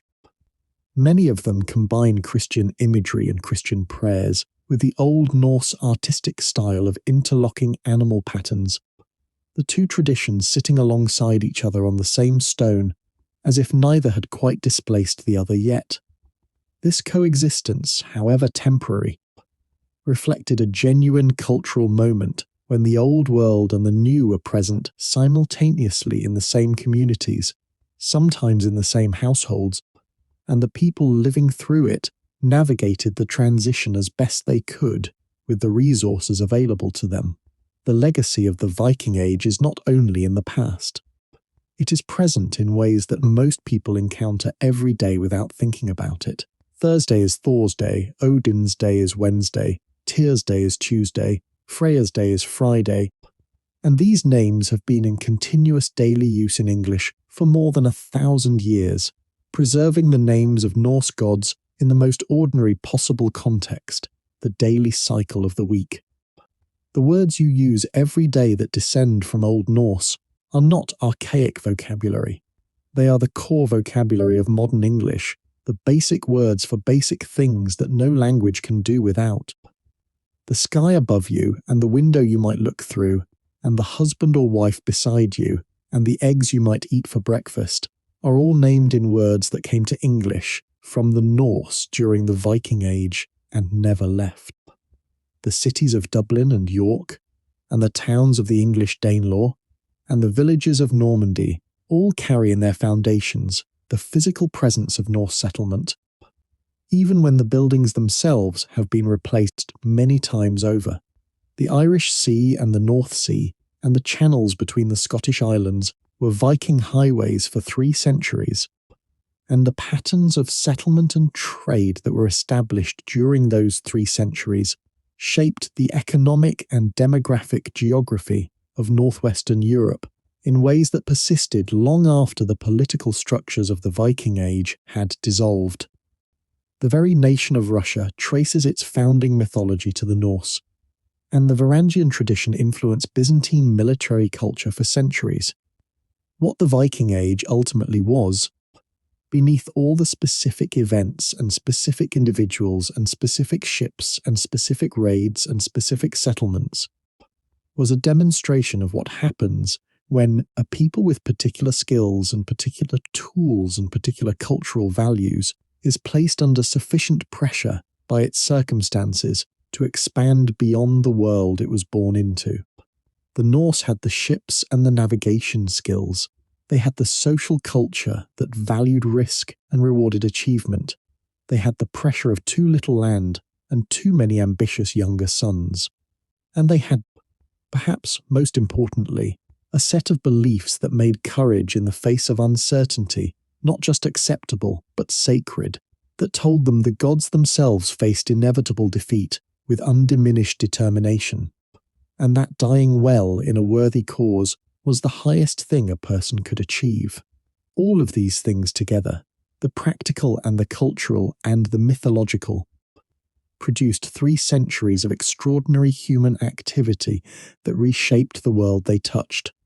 We have been on this journey together for a long time now. We have sailed the fjords and crossed the open Atlantic and navigated the rivers of Russia and stood in the markets of Constantinople. We have met the gods of the Norse cosmos and understood something of the beliefs that shaped the culture that produced the Viking Age. We have watched the Norse build their cities in foreign lands and establish their laws in foreign courts and lay down their weapons, eventually. When the world that had produced them changed around them, and the age of raiding gave way to the age of something else. We have tried to see the people clearly, not as the simplified characters of popular imagination, not simply as violent raiders or heroic explorers, but as complicated human beings living complicated lives in a demanding world, doing what their circumstances and their culture and their beliefs told them to do, leaving behind them a record in stone and in language and in city names and in the DNA of millions of living people that says, quietly and persistently, we were here and we mattered. Let yourself rest now in the deep quiet of wherever you are tonight. Feel the warmth of wherever is holding you. Let your breathing slow until it matches the rhythm of something older and calmer than thought. The rhythm of the sea, perhaps, or the rhythm of a very old story being told to very attentive people in a very dark room, the fire burning low and the cold outside and the story the only warm thing. The Viking Age is over, and it is everywhere, in the words on your tongue and the cities on your maps and the names of the days that organize your week. The Norse are still here, diffused into the fabric of everything they touched, inseparable from it now. Sleep now. The North Star holds its position above you, as it has held it above every sailor who ever looked up to find their way. It does not move. It never moves. It is still there, still finding you through the dark, still enough to navigate by if you know how to look. Good night. There is one more dimension of the Viking Age that deserves careful attention before we let this long story rest, and that is the dimension of trade. We have talked about raiding, which is what the Viking Age is famous for, and we have talked about settlement, which is what it actually consisted of for most of the people involved. But we have not said enough about trading, which was in many ways the most sustained and the most structurally important of all the activities that characterized this period. The Norse were, before they were anything else, people who lived near the sea and who had developed the boat building and navigation skills necessary to move things from one place to another across water. Trade was the peacetime expression of exactly the same capabilities that raiding expressed in wartime, and for many Norse individuals and families, the boundary between the two activities was less fixed than we might imagine. The Norse trade network at its peak in the 10th and 11th centuries connected points across a vast geographic arc. In the north, the Norse had access to the fur-producing forests of Scandinavia and Russia, and the walrus ivory of the Arctic hunting grounds. In the south, through the river routes of Russia, they could reach the Islamic world with its silver and its spices and its luxury textiles. In the west, the Norse Atlantic settlements provided access to the extraordinary marine resources of the North Atlantic, the cod and the seal and the walrus that were in demand across northern Europe. And in the east, through the Baltic trade network, the Norse connected to the amber deposits of the Baltic coast and the grain-producing areas of Poland and the German lands. The great Norse trading centres were not the monasteries and royal estates that feature so prominently in the account of the raids. They were purpose-built market towns that grew up at strategic points in the trade network. Hedeby, in what is now the far north of Germany, was one of the most important. Situated at the base of the Jutland Peninsula, where the Baltic Sea came closest to the North Sea, it sat at the point where goods could be moved most efficiently between the two great water systems of northern Europe. At its height in the 10th century, Hedeby was one of the largest towns in northern Europe, a densely populated place of workshops and warehouses and market stalls where merchants from across the Norse world and from the Frankish kingdoms and from the Slavic lands met to buy and sell, and where the accumulated transactions of a continent's worth of trade passed through in the course of a year. The goods that moved through these markets reflected the full geographic reach of the Norse world: furs from Russia and the Arctic, amber from the Baltic, walrus ivory from Greenland, woolen textiles from Scandinavia, slaves from raids on Britain and Ireland and the Frankish coast, silver from the Islamic world in the form of dirhams that was sometimes used as currency and sometimes melted down and recast as jewellery or hack silver, glass from the Rhineland, wine from the Frankish vineyards, silk from Byzantium, spices from the Islamic trade routes that reached across Asia. The Norse markets were genuinely international, genuinely cosmopolitan, in the specific sense that goods from many different parts of the world met there and were exchanged, and the people who gathered to conduct these exchanges came from backgrounds and cultures that shared very little except the basic human drive to acquire what they needed and to dispose of what they had surplus of. The weight of silver that moved through this system is almost impossible to comprehend from the perspective of a modern economy. But the hoards that have been found in Scandinavia give some sense of the scale. The largest Viking Age silver hoard found in Scandinavia, the Querdale hoard found in Lancashire in England in 1840, contained more than 8,500 coins, plus silver ingots and hack silver, all deposited around 905 CE. This was the accumulated wealth of a major Norse political and commercial operation, preserved by the accident of whoever buried it not surviving to retrieve it. The Querdale hoard is an extreme example, but it is not unique in kind. Dozens of significant silver hoards from the Viking Age have been found across Scandinavia and the British Isles and the Baltic, each one a frozen moment of Norse commercial activity. Wealth that had travelled from the Islamic world or from the silver mines of Germany through multiple transactions along the Norse trade routes and had finally come to rest in the earth where someone buried it for safekeeping. The Norse approach to trade was shaped by the same values that shaped their approach to everything else: the importance of personal honour and personal reputation, the expectation of mutual obligation between trading partners, and the understanding that a good reputation in the market was worth more in the long term than any short-term advantage gained by dishonesty. The Norse had their own system of commercial law, their own standards of weights and measures, and their own practices of contract and warranty that governed commercial transactions. When they operated in foreign markets, they negotiated formal trading agreements with local rulers that established the terms on which Norse merchants would be permitted to operate, the taxes they would pay, the legal protections they would receive, and the rights they would have in commercial disputes. These agreements were not the casual arrangements of raiders who planned to be gone by morning.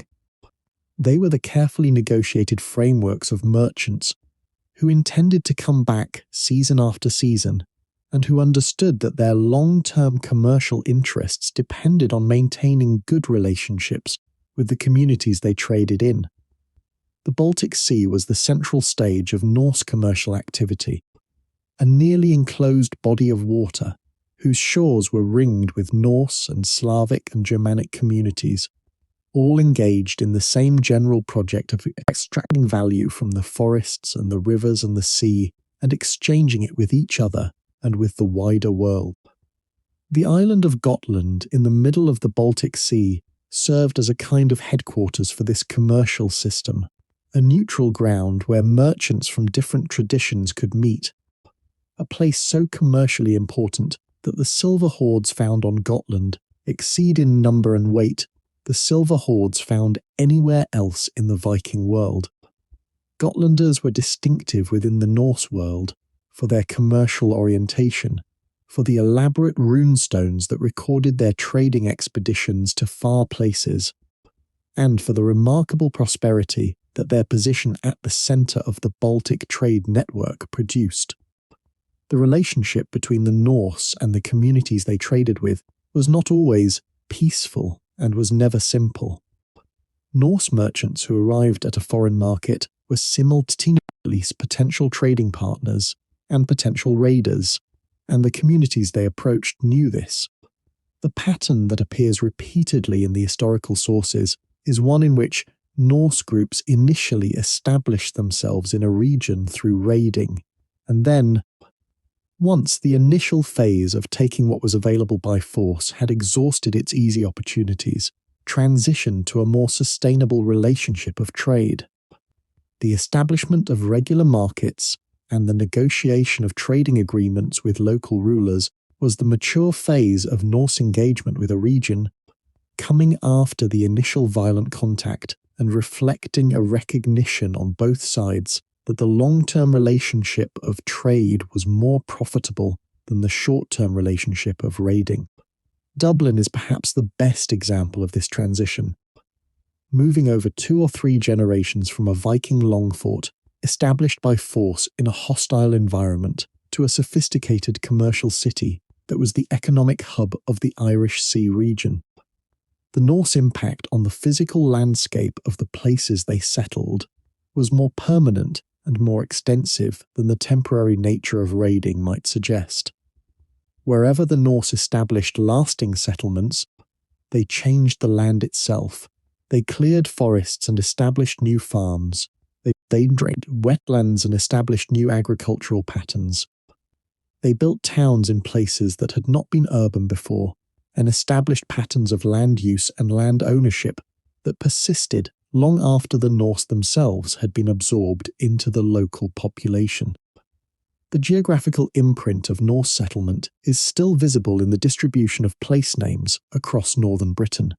in the layout of certain Irish coastal towns, in the field systems of Iceland and the Faroe Islands, in the traces of settlement preserved under the turf of Greenland's abandoned farmsteads.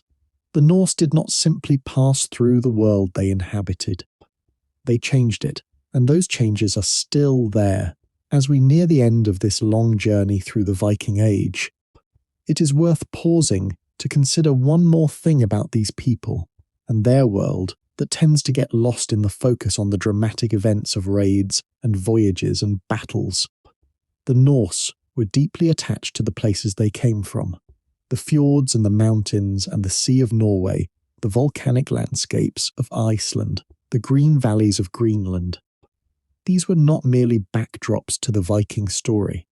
They were the emotional centre of it, the longing for home, for the specific landscape and the specific community you came from, runs through Norse poetry and Norse saga like a thread that holds everything together.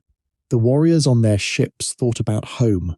The merchants on their long trading voyages thought about home. The settlers in Iceland wrote poems about the fjords they had left in Norway. The Greenland Norse maintained their Scandinavian identity and their Scandinavian cultural practices for generations in an environment that required constant adaptation, holding on to the idea of where they had come from, even as the reality of where they were demanded everything they had.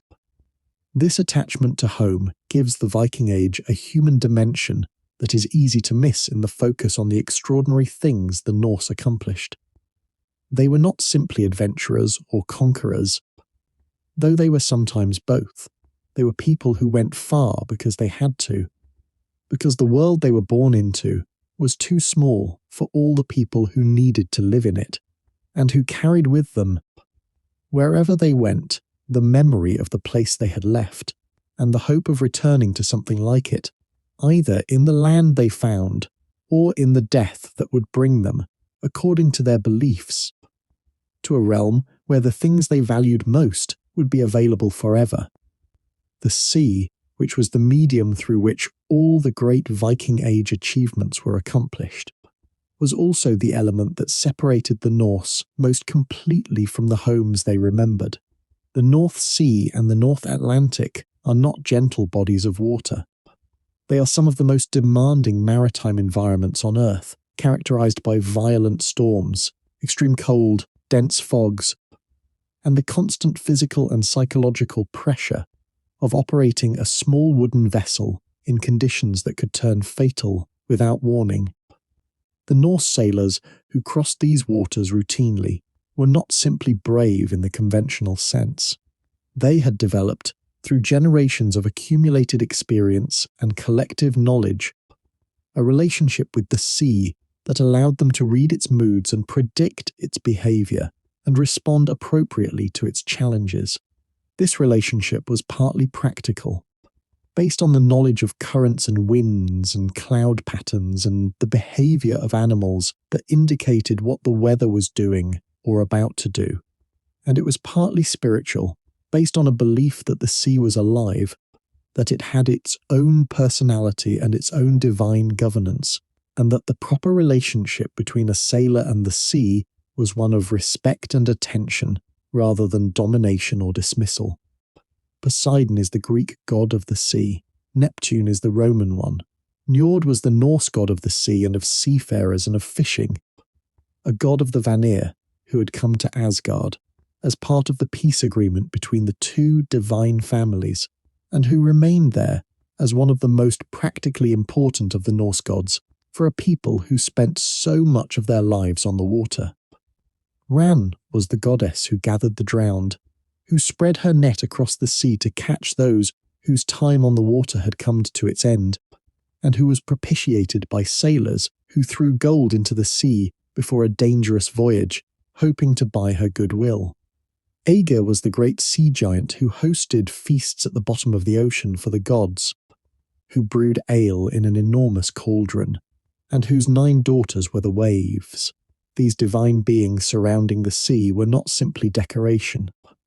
They were the framework within which Norse sailors understood their relationship to the most important and most dangerous element of their world, and honouring them properly was as much a practical matter as it was a spiritual one.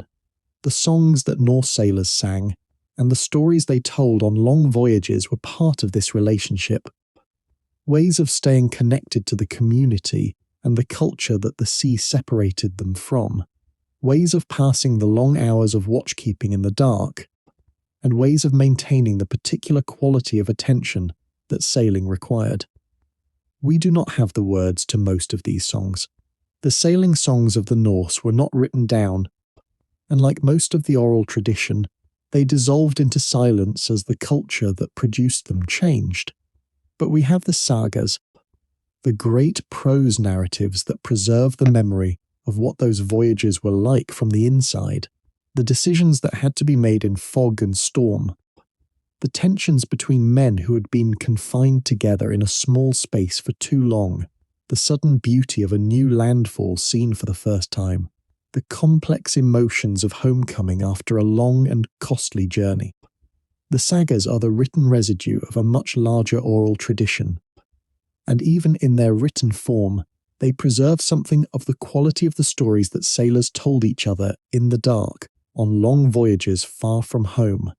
Let all of this settle around you now as you drift towards sleep. The whole vast story of the Viking Age, the fjords and the longships and the raids and the settlements and the gods and the poetry and the trade and the long voyages into the unknown. Think of the sailors who crossed the North Atlantic for the first time, who had no idea what was out there, who only knew that they had a ship and a following wind and enough courage or enough desperation to find out. Think of the families they left behind, who waited through the winter, not knowing whether the ship would come back in the spring. Think of the gods who knew the world would end and who fought for it anyway, with everything they had, because that was what gods who were worth honouring did. Think of the women who wove the sails and held the keys and raised the children and ran the farms, and sometimes crossed the ocean themselves to stand on shores no European had ever seen. Think of the names carved in stone, still there after 1,000 years, still saying what they were always meant to say. I was here, I mattered, remember me. You are remembering them. That is what we have been doing all night, and it is not a small thing. The Norse believed that the dead truly died only when they were forgotten, and so by remembering them, by speaking their names and walking through their world, and understanding what they built and what they believed and what they lost and what they left behind, we are giving them something they would have valued above almost anything else. We are making them live again for a while, in the way that anyone who lived 1,000 years ago can live again, which is in the minds and the imaginations of the people who come after them, and who choose to remember the Elise leave now, slowly, gently, letting everything settle. The longship is still beneath you, rocking in the dark water of the fjord. The dragon head at the prow faces whatever comes next with the same expression it has always had, somewhere between threat and curiosity, the expression of something that has faced the open ocean and is ready to face it again. The stars above are exactly where they have always been, the North Star fixed and patient and reliable above the turning world. The cold, clean air of a northern night fills your lungs and leaves them slowly. The fire in the longhouse burns low but steady. The story has been told. The names have been spoken. The sea moves in the dark as it has always moved, as it was moving before any of us were here, as it will move long after all of us are gone. Good night. You have been a good listener. You have done what the people gathered around fires in the long northern winter always did. You have stayed with the story until it was finished, and that means something. That is its own kind of courage. Sleep well. The longship never stops, and neither does the story. It is always going somewhere. It is always carrying someone home. Let us go back now to the beginning of everything. Not the beginning of the Viking Age, but the beginning of the Norse world itself, the mythological beginning, the story the Norse told about how the universe came to exist, and what it meant that it existed at all.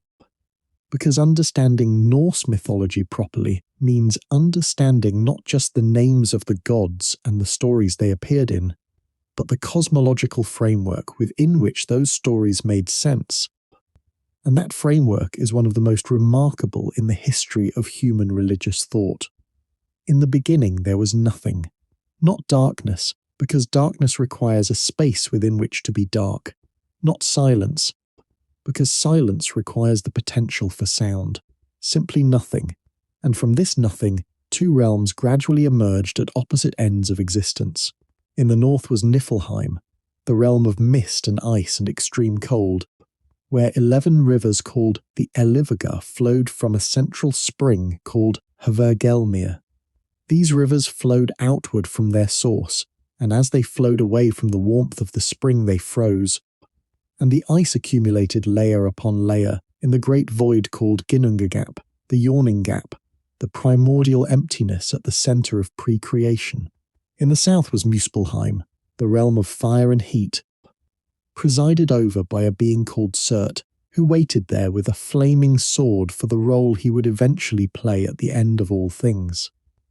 The creation happened at the meeting point of these two extremes. The ice that had accumulated in Ginnungagap from the rivers of Niflheim was met by the warmth drifting north from Muspelheim, and where they met the ice began to melt, and from the melting a figure emerged. The first being, a giant called Ymir. Ymir was not a god. He was not good or evil in any simple sense. He was simply the first being, the primordial ancestor from whose body the world would eventually be made. While Ymir slept, sweating in the heat of the fire from the south, the sweat from his armpits became the first man and the first woman of the giant race. From his legs another being was born. The giants came from Ymir, and the first cow, Audhumla, came from the same melting ice that had produced him. Audhumla nourished Ymir with her milk, and she herself was nourished by licking the salt from the ice. As she licked, a shape began to emerge from the ice. A being of divine nature different from Ymir. First his hair appeared, then his head, then his whole body. His name was Buri, and he was the ancestor of the gods. Buri had a son named Bor, and Bor had 3 sons who would become the most important gods of the Norse cosmos, Odin, Vili and Veye. These 3 brothers looked at Ymir and saw in him not a relative to be honoured, but a raw material from which something better could be made. They killed him. The blood that poured from Ymir's wounds was so vast in quantity that it drowned all the frost giants except 2, who survived and became the ancestors of the giant race that would threaten the divine order throughout all the time that followed. From Ymir's body the 3 brothers made the world. His flesh became the earth. His blood became the seas and the rivers and the lakes. His bones became the mountains. His teeth and the smaller fragments of his broken bones became the rocks and the pebbles. His skull was lifted above the earth and became the dome of the sky, and 4 dwarves were placed at its corners to hold it up, their names the Norse words for north and south and east and west. His brain was thrown into the sky and became the clouds, and sparks and embers from Muspelheim were set in the sky to become the stars, given fixed paths and regular movements so that the passage of time could be measured. Midgard, the realm of human beings, was made from Ymir's eyebrows, which were shaped into a fence or a wall to protect the middle world from the giants who surrounded it, and the first humans, Ask and Embla, Ash Tree and Elm Tree, were found by Odin and his brothers as they walked along the seashore, trees lying without life or purpose, and were given the gifts that made them human. Odin gave them the breath of life and consciousness. Vili gave them understanding and the capacity for emotion. Vi gave them the ability to see and hear and speak. The Norse origin of humanity was therefore not creation from nothing but transformation, the giving of life and awareness and perception to something that already existed as matter, the animating of the physical world with the divine gift of consciousness. This creation story has a particular quality that distinguishes it from the creation stories of many other traditions. It is explicitly and unapologetically violent. The world is made from a murdered body. Creation requires destruction. Order comes from chaos, not by peaceful emergence, but by the violent imposition of the divine will on the primordial material. And the giants who came from Ymir's surviving blood, the ancestors of Jotunheim, carried in their lineage a perpetual grievance against the gods who had killed their ancestor and made the world from his flesh.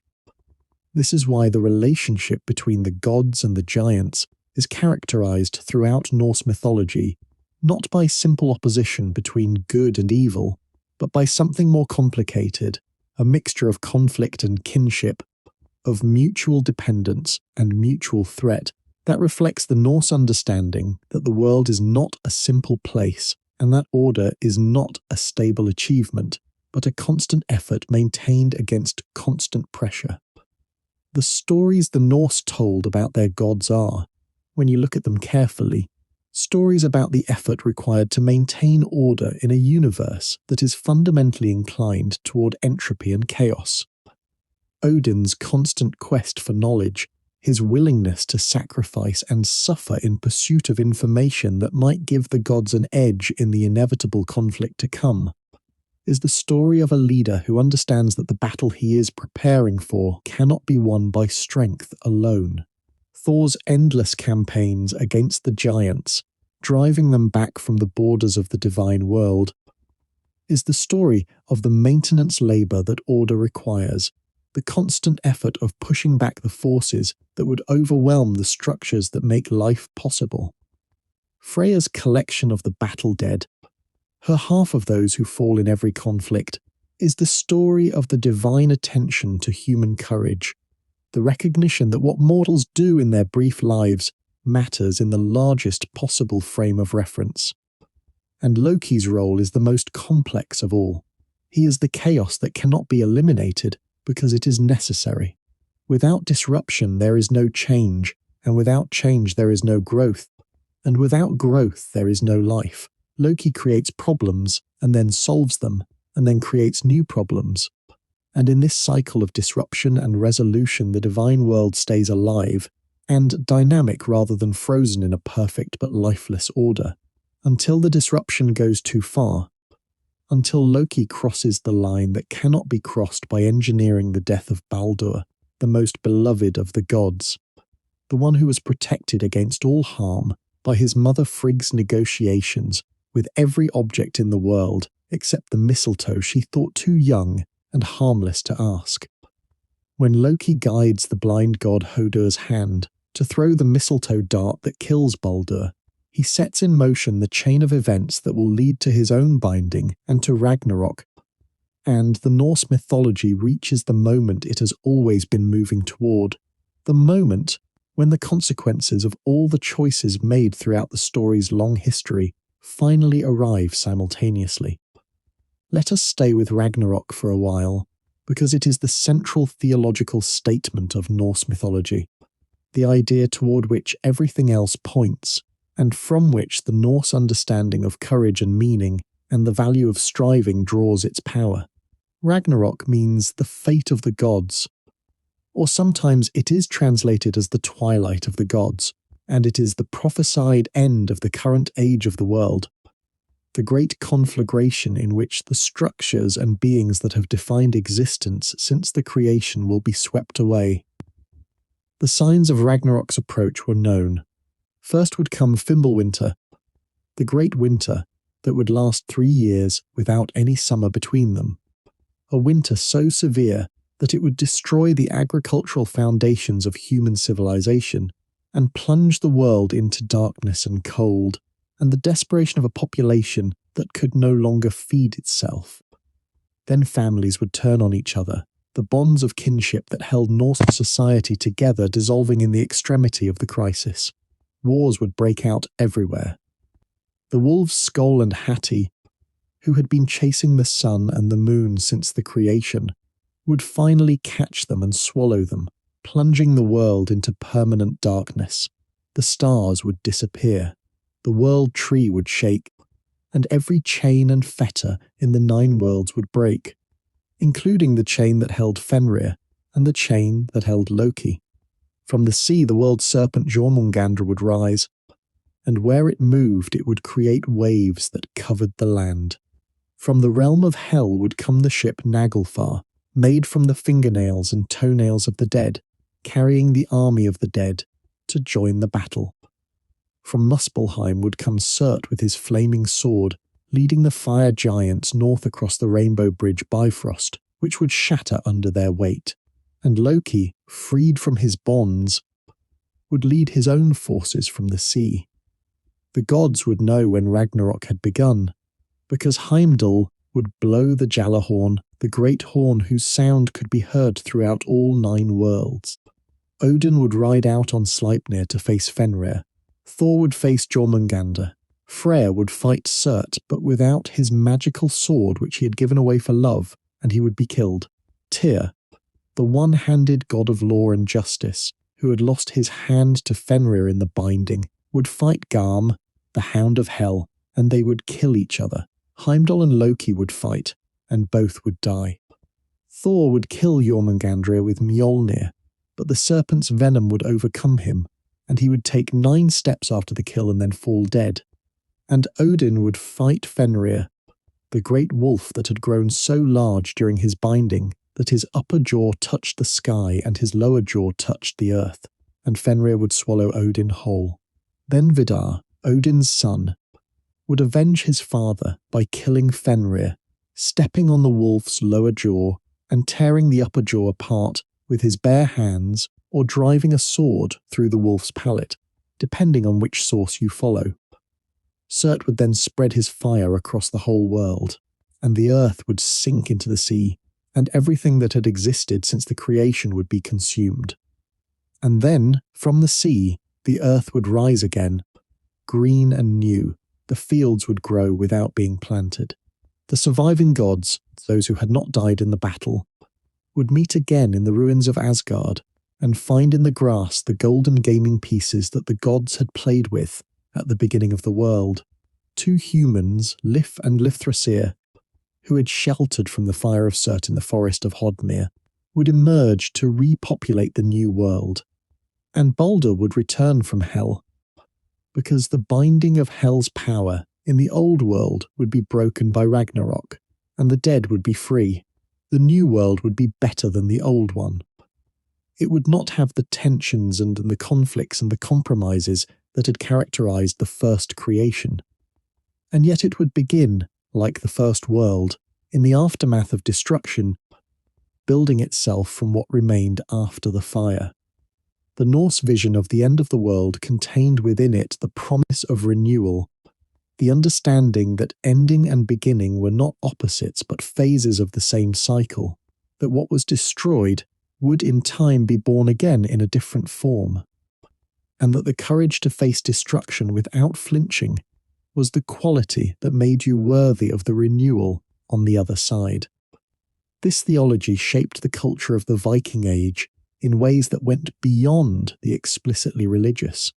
The Norse understanding that the world was moving toward a predetermined catastrophic end, and that the appropriate response to this knowledge was not despair but action, not retreat but engagement, not the conservation of what you had, but the spending of it as fully and as meaningfully as possible, is visible in everything the Norse did during those 3 centuries. They spent themselves. They went as far as they could go. They did not hold back in caution or save themselves for some safer future that they somehow sensed was not coming. They sailed into the fog and the storm and the unknown coast. They established settlements in places where survival was not guaranteed. They told stories of gods who knew they were going to lose and kept fighting anyway, and they tried to live like those gods. This does not mean the Norse were reckless, or that they had no concern for self-preservation. The sagas are full of practical wisdom, full of characters who calculate odds and choose their moments and live to fight another day. But underneath the practical Norse willingness to wait and plan and choose wisely was a deeper understanding that the wait and the plan were in service of a life fully lived, and that a life fully lived required the willingness to ultimately spend it on something worth spending it on. The funeral traditions of the Norse expressed this understanding with particular clarity. The ship burial, in which a great person was sent into the next world in the vessel that had defined their identity and their greatest achievements, was not simply a display of wealth or status. It was a theological statement about who this person was and what the relationship between their earthly life and their continued existence in the next realm would be. The weapons buried with a warrior, the looms and spindles buried with a woman of craft and household management, the trade goods buried with a merchant, these were not simply grave goods. They were the statement that what you had done in your life was who you were, and that who you were would continue to be relevant in whatever came after. You would need your tools, because you would still be yourself. The poetry the Norse wrote about death and about the dead has a quality of directness that is sometimes startling to modern readers accustomed to more euphemistic treatments of mortality. The Norse did not pretend that death was anything other than what it was, the end of one kind of existence and the beginning of another.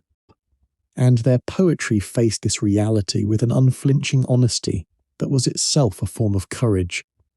The lamentations for the dead in the Eddic poetry, the formal expressions of grief that the tradition preserved, are not consoling in the way that modern elegies often try to be. They are honest. They say that the person is gone and that the loss is real and that the grief is real. And then they say that the person did something worth doing with the time they had, and that this something worth doing is what will be remembered. And that being remembered is the only form of immortality available to mortal beings. This is why the runestones matter so much as evidence of Viking Age culture. They are not monuments to kings and great events in the way that the monuments of other ancient cultures often were. They are monuments to individuals, to the ordinary and the extraordinary people of the Norse world, raised by families who wanted the world to know that someone had lived and had mattered. The formulas on the runestones are simple and consistent. A person's name, who raised the stone, and in whose memory it was raised. Sometimes the cause or place of death, if it was far away or notable. Sometimes a prayer or a blessing. And almost always the assertion that the person had been good, had been the best, had been worthy of being remembered. These are not the modest claims of a humble culture. They are the confident declarations of a people who believed that individual worth was real, and that its assertion was not vanity but duty. The Norse concept of a good death was not identical to the Christian concept of a holy death, or the secular modern concept of a peaceful death. A good death for the Norse was a meaningful death, one that came in the context of something worth doing, that did not involve the long diminishment of disease or the slow erasure of old age's infirmities, if such could be avoided, and that left behind a community that would remember you, and a name that would be spoken.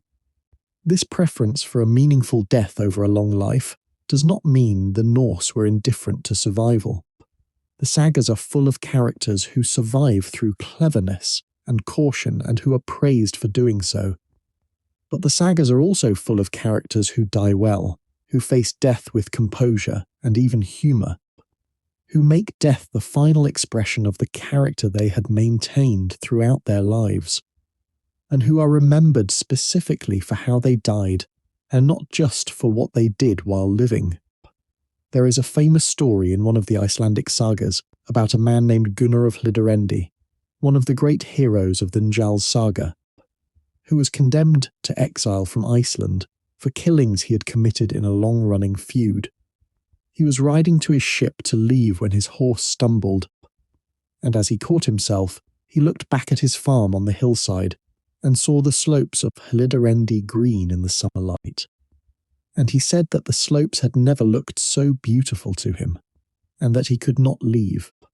He stayed, in violation of his outlawry, and was eventually killed by his enemies in the farmhouse he refused to abandon.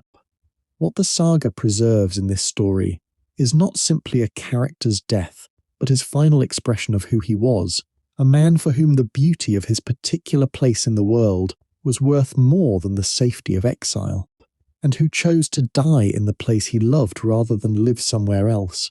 It is a profoundly Norse story, one that makes sense only against the background of the Norse understanding of what made a life worth living and what made a death worth dying.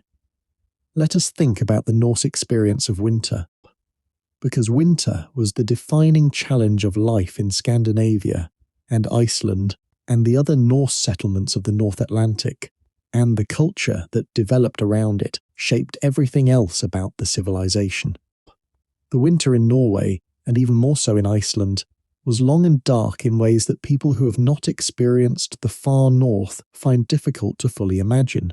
In Reykjavik, the capital of Iceland, the winter solstice brings fewer than 5 hours of daylight, and even those hours are not bright in the way that summer. Daylight is bright but low and grey and quickly fading. The psychological weight of this darkness, sustained over months, was a real and serious challenge to the people who lived under it, and the Norse cultural response to that challenge produced some of the most remarkable features of the civilization. The long winter evenings were the primary time for the great cultural activities of Norse life. It was in winter that the sagas were told, sitting around the central fire in the longhouse while the storm raged outside and the darkness pressed against the walls. It was in winter that the skalds composed their most elaborate poetry, the technically demanding verse forms that required sustained concentration and could be shared with the assembled community at the feasts that marked the winter months. It was in winter that the crafts that could not be done in the busy outdoor work of summer were accomplished. The carving and the weaving and the tool-making, and all the other indoor activities that kept hands busy and minds occupied during the hours of darkness. And it was in winter that the community drew together in ways that the outdoor dispersal of summer work made impossible, that neighbours visited each other, and alliances were maintained, and disputes were negotiated, and the social fabric of the community was renewed and repaired. The winter festivals were central to this social renewal. The great midwinter feast called Yule or Jule in Old Norse was the most important feast of the year, a celebration that lasted 12 days and involved the sacrifice of animals, the lighting of fires, the consumption of the special Yule ale that had been brewed in preparation for the occasion, and the telling of stories about the gods and heroes that reminded the community of who they were and what they were part of. The Norse Yule was not simply a party, it was a ritual renewal of the community's relationship with the divine world and with each other, a way of surviving the darkest and most difficult time of the year by affirming together, in the warmth of the fire and the company of neighbours, that the darkness was temporary and that the world would return to light and abundance when the time came. This communal approach to the challenges of the natural world is one of the things that makes Norse culture so interesting to study. The Norse were not simply individuals pursuing their own survival in competition with each other, though competition was certainly part of the culture. They were also deeply communal beings who understood that survival in a demanding environment required cooperation, that the strength of the longhouse in winter depended on everyone contributing what they could, and on the community maintaining the bonds of mutual obligation and mutual support that held it together. The law was an expression of this communal necessity, the thing a regular renewal of the community's commitment to governing itself by shared principles rather than simply by the power of whoever was strongest. The feasts were an expression of it too, the ritual sharing of food and drink that activated the reciprocal obligations of hospitality and reminded everyone of their place in the network of relationships that made life possible. The Norse relationship with the natural world beyond the human community was also shaped by this understanding of mutual obligation and reciprocal force.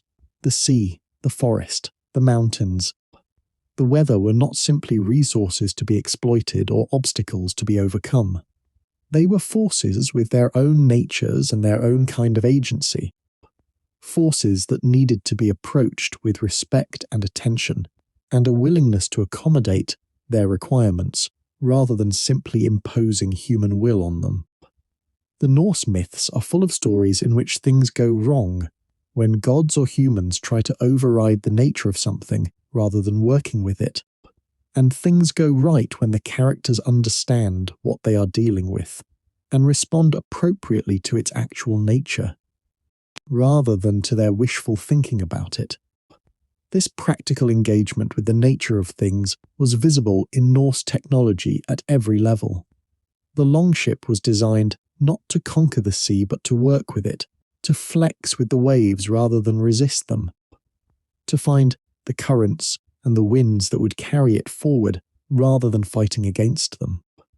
The Norse agricultural practices were adapted to the specific conditions of the northern climate and the thin soils of the Norse landscape, rather than imposing Mediterranean farming techniques on a landscape that would not support them. The Norse clothing, heavy wool against the cold and waterproofed with lanolin, was designed for the actual conditions of the northern world rather than for some ideal climate. Everything about the material culture of the Norse reflects the same basic orientation: a deep practical engagement with the actual conditions of existence, and a willingness to adapt rather than to pretend those conditions were something other than what they were. This combination of mythological sophistication and practical intelligence produced a civilization of remarkable achievement and remarkable resilience.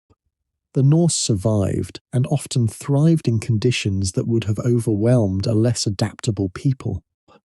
They found ways to live in Iceland and Greenland that extended the boundaries of human habitation into environments that had previously been considered beyond the reach of agriculture and permanent settlement.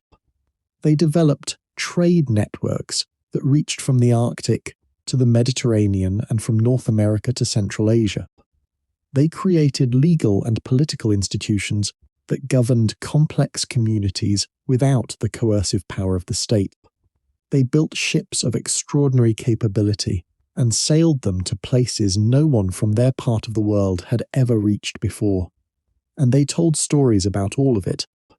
Stories that preserved the memory of what they had done and the values that had made it possible.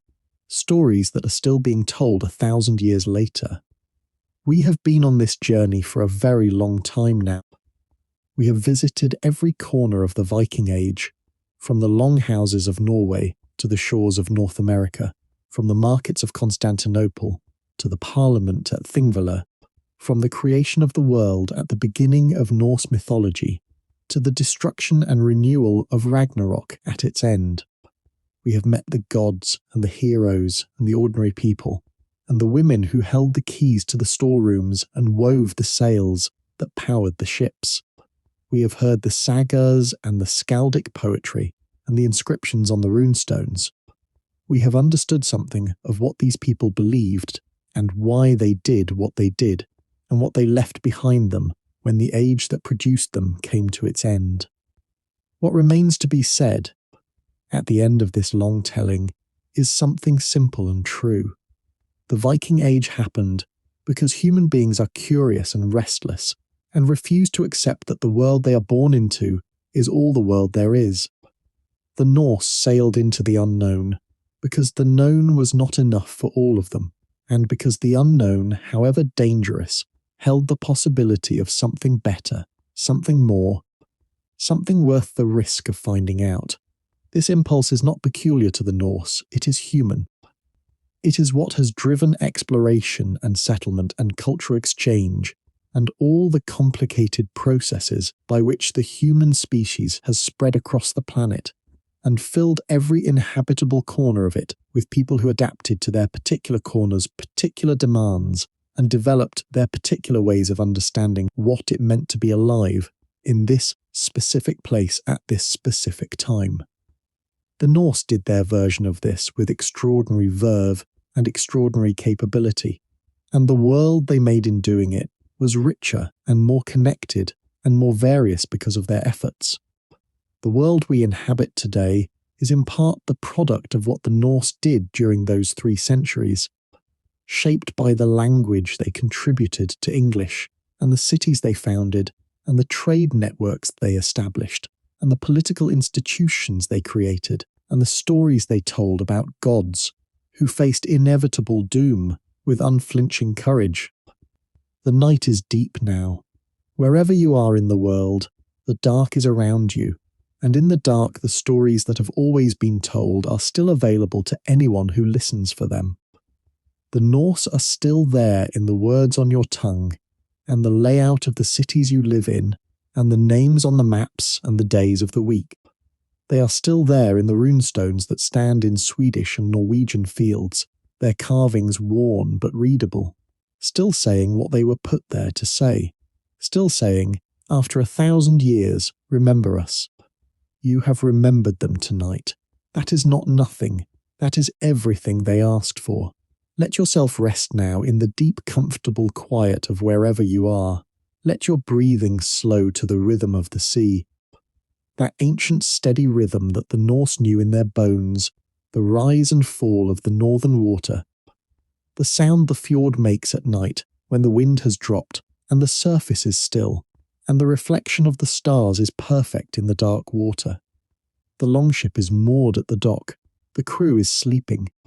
The dragon's head at the prow faces east, toward the dawn that is always coming, that has always come, that will always come again, no matter what the night has brought. The North Star holds its position above you, as it held it above every Norse navigator who ever looked up to find their bearing. Fixed, reliable, the same star, the same light, still there, still finding you. Still enough to navigate by if you know how to look. Good night. Sleep well. You have been a wonderful companion on this long journey, through one of history's most extraordinary ages. The ships are at rest. The gods are watching over the night in whatever way gods watch. The world is turning slowly toward the morning. And somewhere in the dark, the story continues, as it always does, being told to someone, somewhere, in the comfortable dark of a room where the night is long and the story is the warmest thing available. Good night.